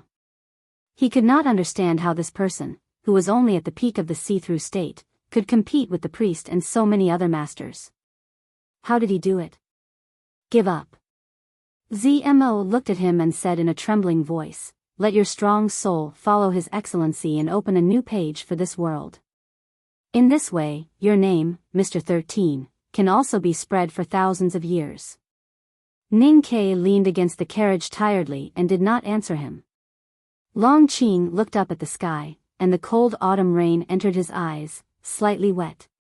His hands trembled slightly, and he knew that he had finally won the most important victory in his life. Now, you can finally admit defeat. Long Qing withdrew his gaze and looked at Ning Ke calmly. Ning Ke still held the hilt of the padao and stared at the rainwater splashing in the puddle in front of his feet. He said tiredly, "The headmaster said that this is my story, and only I can write it. Since it is a story written by me, you can't be the hero in the story, so I don't understand why I lost." Long Qing said, the world is very big, and everyone has their own story. You have one, and so do I. But unfortunately, today's story is mine, and I am the hero." Ning Ke was silent. He knew that Long Qing was right. He had exhausted all means, but still could not change the situation. The most important thing was that Sang Sang was now unconscious.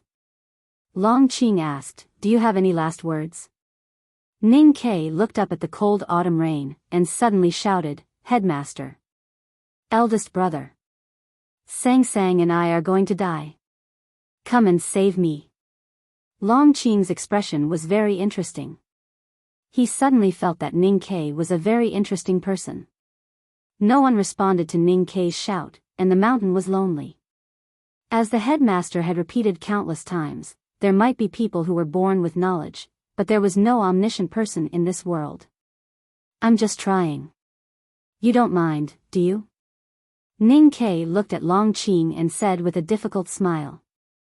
Long Qing said, "I don't mind." Ning Ke threw away the padao in his hand, looked at him, and suddenly said very seriously, "I have last words."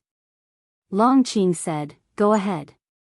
Ning Ke looked at his eyes and said, "Let my little handmaiden live." Long Qing was silent for a moment, and then said calmly, "I'm sorry, I can't do it." "Why?" "Because she will avenge you." "You are afraid of her?" No one dares to look down on a future great divine priest of light. Long Qing looked at him and said with a smile, "And a future great divine priest of light must taste good. It will bring me unimaginable benefits, and may even not be inferior to you."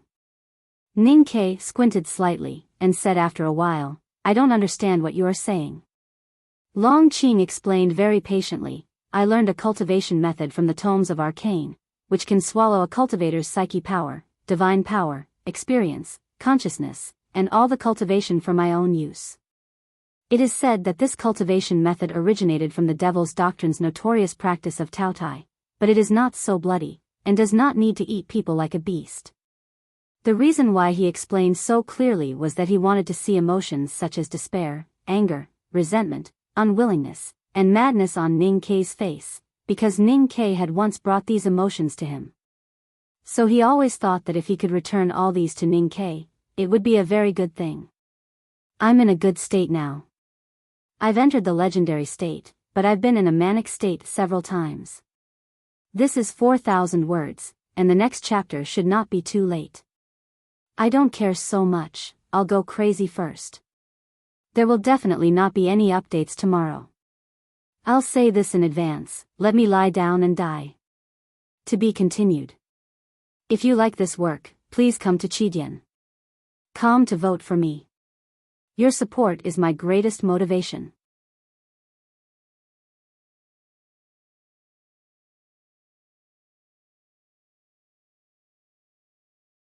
Chapter 533. After hearing these words, Ning Ke's face showed no expression. Long Qing could not help but feel a little disappointed. But at this moment, unexpectedly, Ning Ke suddenly bounced off the wall of the carriage. He pulled out a sharp sword from nowhere with his right hand and stabbed Long Qing's lower abdomen like a poisonous snake. This sword had been hidden in the black carriage. He used this period of breathing to accumulate the last bit of strength to fight for this opportunity. This opportunity could not be missed. So he used Lu Bai's sword style. He stabbed Long Qing's lower abdomen, or more precisely, he stabbed Long Qing's spleen. Because he knew there was a hole in Long Qing's chest. The corpse of a fallen knight swept across and smashed onto Ning Ke's sword. Then, it fell onto Ning Ke's body. Then, the heavy maple trunk and the wind and rain all turned into violent attacks that came one after another. Ning Ke was already exhausted and could even be said to be a lamp without oil. How could he withstand such violent attacks? His sword momentum suddenly collapsed, his bones were broken, and he was seriously injured and fell to the ground. "I know very well what kind of person you are.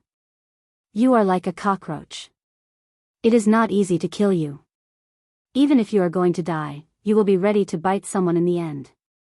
Long Qing walked in front of him and looked down at him quietly. He said, "But I deliberately left this opportunity for you, because I want you to have a taste of hope, only to find that it is just a bubble.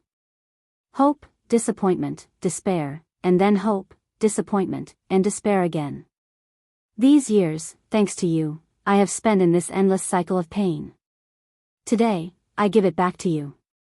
Ning Ke was covered with blood and sat by the carriage. "I have been observing your performance in the battle just now. Your strength is amazing, your speed is amazing, and the strength of your body is also amazing. Then there is only one possibility. You have already joined the devil." Long Qing's eyes were jumping with excitement. He said, "Ning Ke, you really did not let me down. You have obtained too many things in your life, including the academy, the devil's doctrine, and even Lu Bai's aura of talisman Taoism.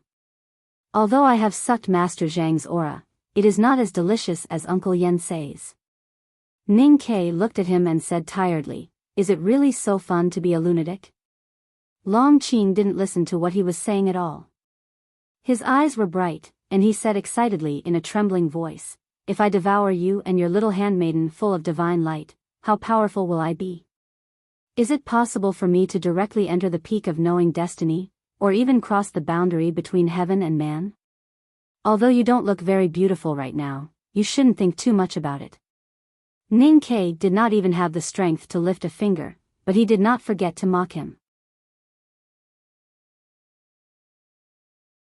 Hearing this, Long Qing naturally thought of the banquet in Chang'an City. He remembered that it was the first time he was humiliated by this person.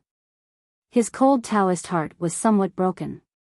He took a deep breath to calm down and said, "When you were lucky enough to learn so many unique skills, did you ever think that you would eventually dedicate them to me?" After saying this, his bright eyes gradually dimmed. The black and white lines gradually disappeared, turning into a thick gray, gloomy like rain clouds. Looking at the strange changes in Long Qing's eyes, Ning Ke knew that the final moment was coming. He thought that he had been cultivating hard all his life, but this lunatic died. He couldn't help but feel unwilling. He and Sang Sang had rolled in bed for a lifetime, but they had never really been intimate. He couldn't help but feel unwilling. He thought of the bitterness in his previous life, and also in this life. He finally got rich, but he couldn't enjoy it. He couldn't help but feel unwilling. In short, no one could really be willing in the face of death. Especially in this horrible way of death. Ning Ke looked at Long Qing's gray eyes and felt the aura of nirvanic greed. It entered his sense of perception from Long Qing's eyes and said, "Even if I become a ghost, I will *CK the flower addict." After saying this, he tiredly leaned against the wheel, no longer caring about what would happen next. At this time, Sang Sang was in the carriage. She was only half a step away from him. He hoped that if there was a next life, he could only be half a step away from her from the moment he was born. Nirvanic was the meaning, and greed was the essence. After the aura from Grey Eye entered Ning Ke's sense of perception, it found that the originally stored strong psyche power had been exhausted, and it couldn't help but feel sorry. Then, the aura dived into the depths of Ning Ke's sense of perception from the inside out, trying to plunder the remaining psyche power in the deepest part of his spiritual world, as well as the more precious fighting experience, fragments of consciousness, and the wisdom inherited from predecessors. All of these were the essence of the state of cultivation. After Long Qing learned the Grey Eye skill from the Sha hand scroll of the Tomes of Arcane, he had tried it many times. Whether it was Master Zhang of Dragon Tiger Mountain or those masters of the martial arts sect, they all became withered corpses under his Grey Eye skill. He was already very familiar with how to suck the opponent's state of cultivation. However, today's situation was a bit strange. When the aura of nirvanic greed sank into the deepest part of Ning Ke's sense of perception, it didn't know what it touched, but it actually gave birth to the emotion of fear like a living creature. It screamed silently and wanted to escape. Because it faintly sensed that there were some things there that it couldn't touch. However, it was too late. In the deepest part of Ning Ke's black spiritual sea, several fragments sensed the aura of the Grey Eye skill. They seemed to be stimulated and began to shine with a dim light. Then the light emitted by these fragments became brighter and brighter, and more fragments began to shine in the depths of the sea. They looked like beautiful pearls. At the bottom of the sea, there was a sea of pearls. Every pearl was a fragment of consciousness. Some fragments of consciousness came from the sword marks on the stone walls of the front gate of the Devil's Doctrine. They belonged to the youngest uncle of the academy. They were fearless, powerful, and extremely proud. How could they be tempted by evil things? What scared the aura of nirvanic extinction most was the most numerous fragments of consciousness in Ning Kei's spirit sea. Although it could suck everything greedily, the consciousness on those fragments seemed to be greedier and hungrier than it. These fragments of consciousness came from Master Lotus. They were the wisdom and everything that Master Lotus left in this world. And among them was Tao Tai. The real practice of Tao Tai. The gray eye skill originated from Tao Tai. After being modified by the predecessors of Taoism, it was not as bloody as before. However, it was far less powerful than Tao Tai. In other words, the practice of Tao Tai was the real ancestor of the gray eye. When the gray eye met Tao Tai, it was like a shark meeting a killer whale. They were both extremely greedy and bloodthirsty existences. They could never coexist. Tao Tai was a very strange existence. Only by catching its own kind as food could it really wake up. Therefore, it was even more powerful, greedy, and bloodthirsty. At the bottom of Ning Kei's black spiritual sea, countless fragments of consciousness lit up one by one, as if they were secretly in accordance with some mysterious rhythm. It was also like some kind of breathing. Between inhaling and exhaling, it produced an extremely terrifying sucking power. The aura of nirvanic extinction from Long Qing could only let out a silent cry before it was captured by the fragments of consciousness left by Master Lotus and then directly swallowed. The aura that had been sleeping in those fragments of consciousness for several years was thus awakened. The autumn rain continued. The fire in the Red Lotus Temple had long been extinguished, and the whole world was dark.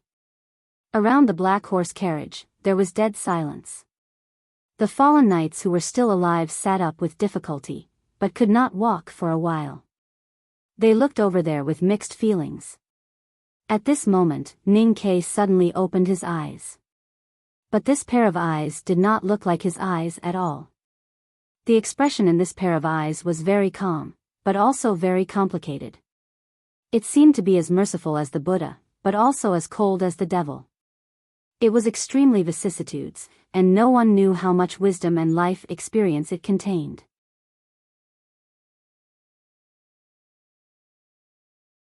This pair of eyes quietly looked at Long Qing, revealing a slightly mocking expression.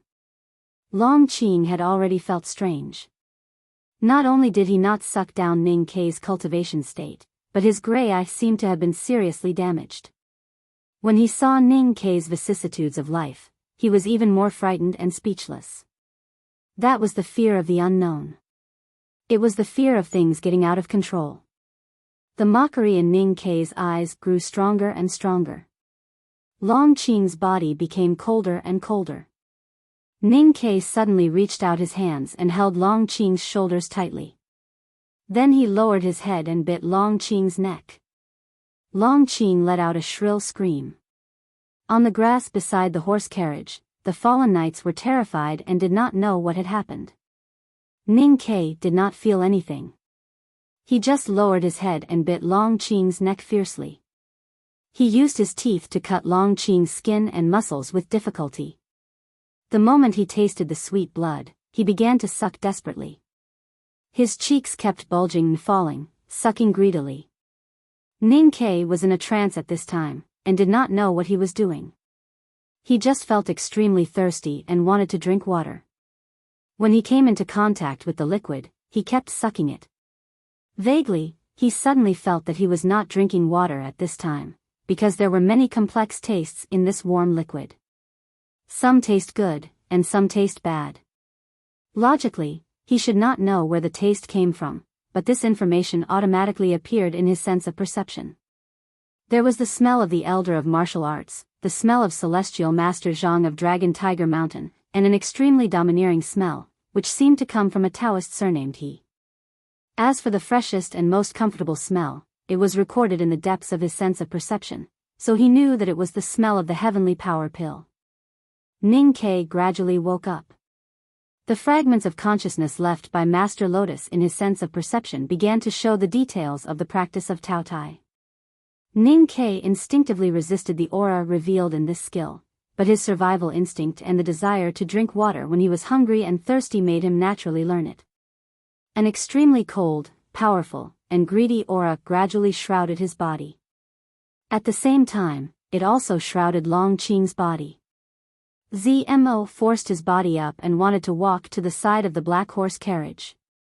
However, feeling the cold aura coming from there, he was so afraid that he could not move.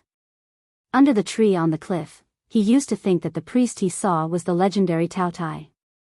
Tonight, in front of the broken temple, looking at Ning Ke who was emitting a cold and powerful aura, he then understood that the monsters that walked in the dark underworld should look like this. Ning Ke was completely awake, and his eyes had also returned to normal. He slowly moved away from Long Qing's bloody neck and looked at Long Qing, who was pale and extremely frightened. He smiled with some difficulty. His smile looked a little lonely, but at this time, the corner of his mouth was still dripping with Long Qing's blood. Therefore, in Long Qing's eyes, this smile was even more terrifying than the devil. Eating people, such a simple thing is actually not difficult to learn. Ning Ke held Long Qing's shoulders tightly. He thought of the despair at the moment before he died and thought of this person saying that he wanted to eat Sang Sang. The loneliness in his smile turned into calmness, and he said lightly, "When you were lucky enough to learn so many unique skills, did you ever think that you would eventually give them to me?" This was what Long Qing said before he was about to devour his cultivation state. At this time, Ning Ke returned the words to him. The twists of fate always came so abruptly that it exceeded everyone's imagination. Who could know what their true fate was? Long Qing used to think that he knew, but now he found that he knew nothing. His eyes were full of fear. He felt that Ning Ke's aura was faintly restraining him. For the first time, he felt that Ning Ke was so terrifying. That fear even overcame his reason, and made him desperately want to escape. Long Qing screamed painfully, and forced out the already damaged peach blossom. Then, without hesitation, he used the majestic psyche power of the half-man Taoist in his body to directly explode the peach blossom. The black peach blossom was crushed into the finest powder. The terrible shock wave directly shook Ning Ke and Long Qing away. Ning Ke's body directly broke the carriage wheel. And Long Qing was even more miserable, lying on the ground with blood all over his body. The autumn rain was still falling. The black peach blossom turned into black rain. The blood turned into a blood mist. It spread around the ruins of the ruined temple. Long Qing looked at Ning Ke with hatred and unwillingness, and roared with a trembling voice, "Kill him." After saying this, he fainted. The fallen knight was extremely loyal to Long Qing. Even if he was severely injured, when he heard this, he crawled to the black carriage, even if he had to use his hands. At this time, Ning Ke was digesting a large amount of aura that he had just swallowed, and could not move.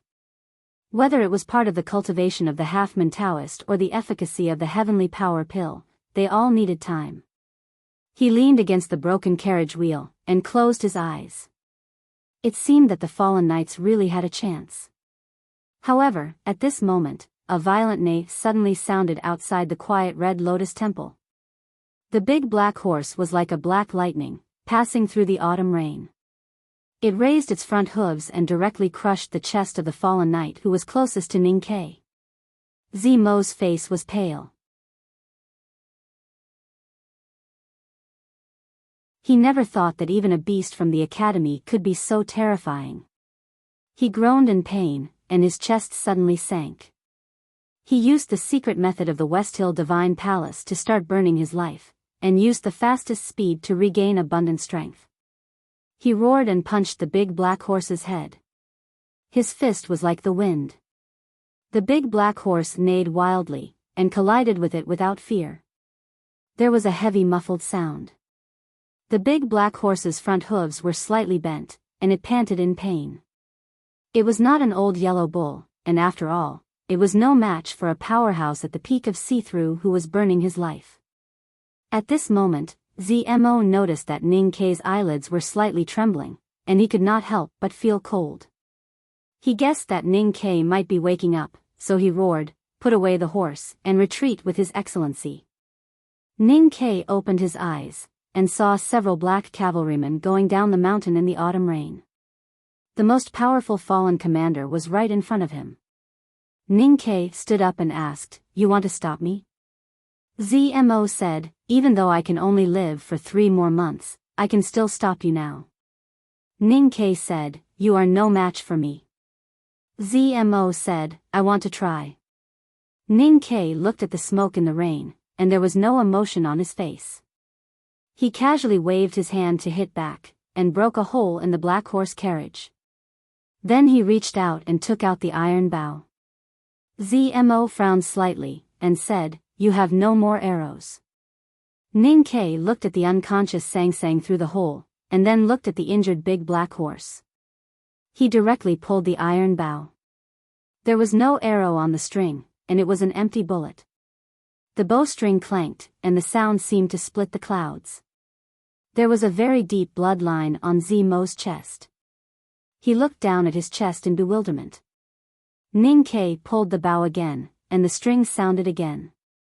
Every time the string moved, the impatience in his heart seemed to fade a little.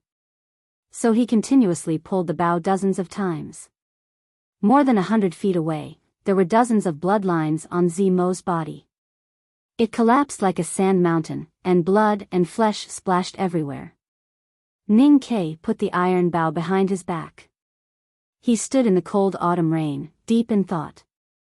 From this moment on, he entered the knowing destiny state, and could be said to be a real Taoist.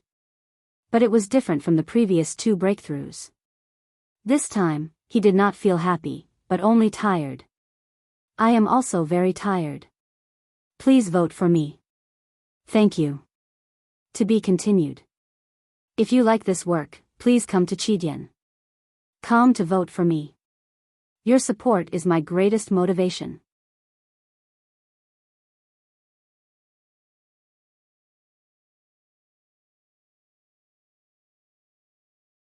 Chapter 534. Long story short, because very tired. Stormy Night had never been a hot-blooded book because I had purposely avoided such an atmosphere. I wanted to keep a distance from the spy. Of course, the second half of Stormy Night would definitely be hot-blooded, or even melodramatic. I've never been a hot-blooded person, including canvassing for votes. Everyone said that I was good at writing canvassing for votes, but in the end, it was just idle chatter. I wanted to write hot-blooded canvassing for votes, but I wasn't good at that kind of style. But today, I was hot-blooded. Not only because of the last day of the double monthly votes, but also because of something else. Ever since I declared that I was going to fight for first place in the monthly votes, I knew that I would die in the next few months. Of course, I can't trouble all of you with this kind of thing. The more authors write, the more there will be. Naturally, it will be easier for you to vote. I understand this, and I have to write more. However, it just so happens that I have double the monthly votes, but I don't do anything. Therefore, I always feel that I am not kind enough to the readers, because this will make it very difficult for the loyal readers to close the gap between me and the ones in front of me. It's not that I don't want to erupt, but I really can't. In fact, logically speaking, it's not that I can't erupt today. Isn't this just overdrawing my life? Just like Zmo, who was shattered into more than 3,800 pieces by Ning Kei? But I still did it. It's not that I hope to shorten the distance between me and the people in front of me, but I want to let everyone rest assured that I still have the spirit to fight, and that I really value all of you. Do you want me to cut out my heart for you to see? But I am not Long Qing. He had written 34,000 words in 24 hours. I just wanted to make my stance clear to everyone. At the same time, he expressed his gratitude to everyone. There are still 4 hours left for the double time. If anyone is willing to vote for the monthly ticket, please vote for me. Thank you. I'm going to rest. Then, there would definitely be no updates tomorrow. He couldn't care less about being scolded for fishing every 3 days. I'll die if I keep writing. My abilities are inadequate. I want a monthly ticket. Please cast your monthly vote. I want a monthly ticket. Please cast your monthly vote. I want a monthly ticket. Please cast your monthly vote. I want a monthly ticket. Please cast your monthly vote. I want a monthly ticket. Please cast your monthly vote. I want a monthly ticket. Please cast your monthly vote. I want a monthly ticket. Please cast your monthly vote. I want a monthly ticket. Please cast your monthly vote. I want a monthly ticket. Please cast your monthly vote. I want a monthly ticket. Please cast your monthly vote. I want a monthly ticket. Please cast your monthly vote. I want a monthly ticket. Please cast your monthly vote. I want a monthly ticket. Please cast your monthly vote. I want a monthly ticket. Please cast your monthly vote. I want a monthly ticket. Please cast your monthly vote. I want a monthly ticket. Please cast your monthly vote. I want a monthly ticket. Please cast your monthly vote. I want a monthly ticket. Please cast your monthly vote. I want a monthly ticket. Please cast your monthly vote.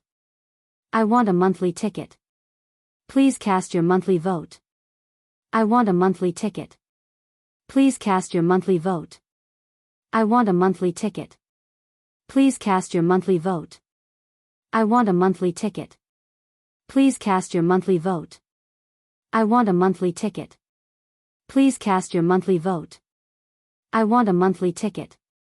Please cast your monthly vote. I want a monthly ticket. Please cast your monthly vote. I want a monthly ticket. Please cast your monthly vote. To be continued. If you like this work, please come to Chidien.com to vote for me. Your support is my greatest motivation.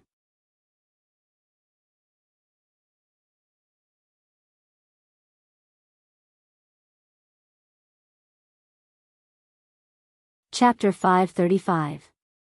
The sky was as dark as night, and the wind and rain were sorrowful. In the wind and rain, the black horse carriage kept dripping water. Ning Ke was deep in thought, and then he woke up in an instant. He walked into the carriage and picked up Sang Sang, who was in a coma. He pinched her slender wrist and felt her pulse. Then he slowly laid her down on the quilt. Looking at her frowning brows and pale face, he could not help but frown. After confirming that the skylight was tightly covered, he walked out of the carriage and came to the carriage wall that he had broken with his fist. He pulled the sharp edge of the iron sheet back to its original position. At least he did not have to worry about raindrops falling into the hole and wetting Sang Sang's face.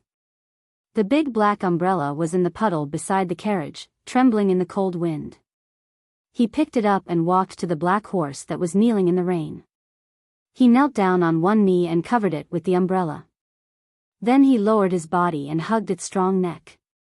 The big black horse's head was hit by Zimo's heavy punch. Its bones were not broken, but the strong shock made it feel very uncomfortable. It kept panting in pain.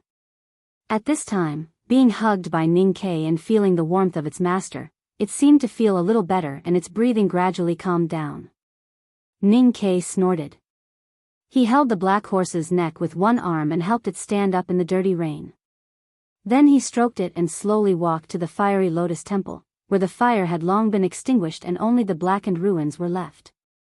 With the help of the remaining eaves, the black horse was temporarily sheltered from the rain. At least the temperature of the horse would not drop too much. Then he disappeared in the wind and rain. After a while, the autumn rain finally stopped, and the world became clear again before the arrival of dusk. Ning Ke's figure appeared in front of the fiery lotus temple. His right hand tightly held more than 10 black iron arrows. The iron arrows were obviously deformed and were dripping with rain. The primordial 13 arrows were his most powerful, reliable and precious weapon. No matter when or where, he would not allow them to be lost. He had previously gone to the Qingling Hill to look for them. Looking at the obviously deformed iron arrows, he knew that if they were not carefully repaired, these arrows should not be able to be used again. Thinking of how he could not kill Prince Longqing on the spot after shooting all the iron arrows in the box, his eyes revealed a strong vigilance. Although Prince Longqing had been utterly defeated in the end, Ning Ke was clear that this victory had little to do with him. Longqing was destined to be the only one who could survive in the world with him. Longqing was indeed indescribably powerful. If not for the consciousness fragment left by Master Lotus, Ning Ke would have died long ago. He would not even have the chance to be vigilant. Ning Ke found a few pieces of meat from the scorched temple and walked to the big black horse. He gently persuaded it to chew a piece and covered it with a blanket. Opening the door, he bent his body and walked in. He threw the heavy iron arrow to a corner of the carriage. Suddenly, he felt as if there was something stuck in his teeth. It was very uncomfortable. He frowned and reached out to dig it out. It turned out to be shredded meat. The shredded meat looked very fresh, but it had the tenacity that cooked meat did not have. This is raw meat. This was raw human flesh. This was the flesh from Longqing's neck. Previously, Ning Ke had bitten Longqing's neck and sucked a lot of blood. In a trance, he naturally bit off some meat and stuffed it between his teeth. Looking at the slightly red shredded meat between his fingers, Ning Ke frowned and could not help but have an urge to vomit. After all, this was human flesh, and it was the flesh of Longqing, whom he hated the most. This urge to vomit was mostly due to human instinct, but a large part of it was due to Ning Ke destroying himself in his consciousness. He did not want to have these things in his stomach. However, at this moment, he saw Sang Sang, who was curled up in the quilt like a child. He was silent for a while and used his strong willpower to suppress the urge to vomit, but his face became a little pale. Ning Ke walked to Sang Sang and sat down beside her. He pressed the quilt for her, and then took out a small knife to cut his wrist and put it beside Sang Sang's lips. Whether it was the pain of the knife cutting his wrist and almost cutting his bones, or the terrible feeling of Sang Sang sucking his blood unconsciously in a coma, none of it made his expression change. He just sat there in silence, looking at Sang Sang calmly and even lovingly. Sang Sang was extremely weak and poisoned, so she did not have a strong suction force when she was in a coma. Before long, the wound on Ning Ke's wrist gradually healed. He raised his arm without hesitation, picked up the knife, and cut deeply again. Then he put the knife to her lips again. He had sucked Longqing's blood before, and a part of the power of the heavenly power pill in Longqing's flesh and blood had entered his body. He was very clear that the power of the heavenly power pill had just entered his blood from his stomach when he picked up the arrow, but it had not been completely absorbed by him. In other words, only at this moment could his blood save people. After making sure that Sang Sang had sucked enough blood, Ning Ke moved his wrist away and walked out of the carriage to the big black horse under the eaves of the ruined temple. The last few drops of rain fell on his pale face, as if to wash it until it became transparent. He walked to the big black horse and took out the most precious sealwort prepared by 11th brother.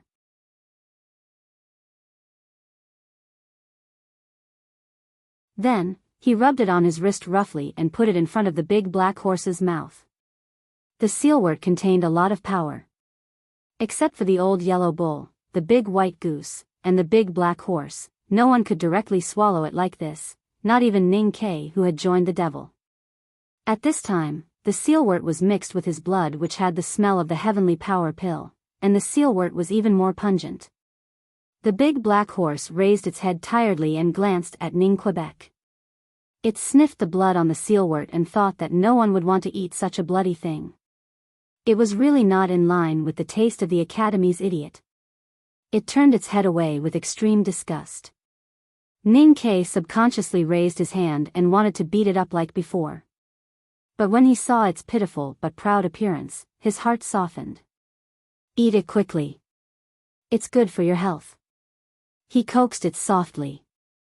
The big black horse looked at him confusedly and wondered why he was different today. The big black horse ate the blood-stained sealwort and Sang Sang drank half of the blood in her belly. They were both digesting the power inside.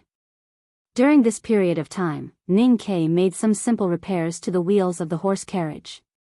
Then, he looked at the carriage wall that was made of steel and fell silent. He did not know how he could punch through the wall of the carriage. It was extremely difficult even for the powerhouses of the devil's doctrine to do so. In the end, he could only conclude that it was a burst of power when a cultivator first entered the knowing destiny state. The hole in the carriage wall could barely be mended, but the magical talisman array carved by Master Yen Sei could not be easily repaired because of the broken lines. Sang Sang and the big black horse's injuries gradually stabilized, but they could not recover immediately. They still needed a place to heal. The current situation was that both the carriage and the people needed to be repaired. Under such circumstances, it was naturally impossible to drive directly to the Lang Temple. It was dusk and the sky of Qingling was dim after the rain. However, there was a fresh smell of life. It was the smell of the juice from the broken grass, or the mottled smell of blood in the grass. The hard wheels rolled over the loose soil after the rain. It seemed that a small part of the wheels had sunk into it. Without the power of the talisman array on the carriage wall, this carriage made of steel was unimaginably heavy. At least 8 of the strongest horses were needed to pull this carriage. In the past, when the big black horse was completely healthy, it could do so. But now it was injured and did not have the strength to do so. Ning Ke held the reins with his right hand and pulled the black carriage with his left hand. They went down the meadow. Behind the reins was the tired big black horse. Sang Sang was lying in the black carriage.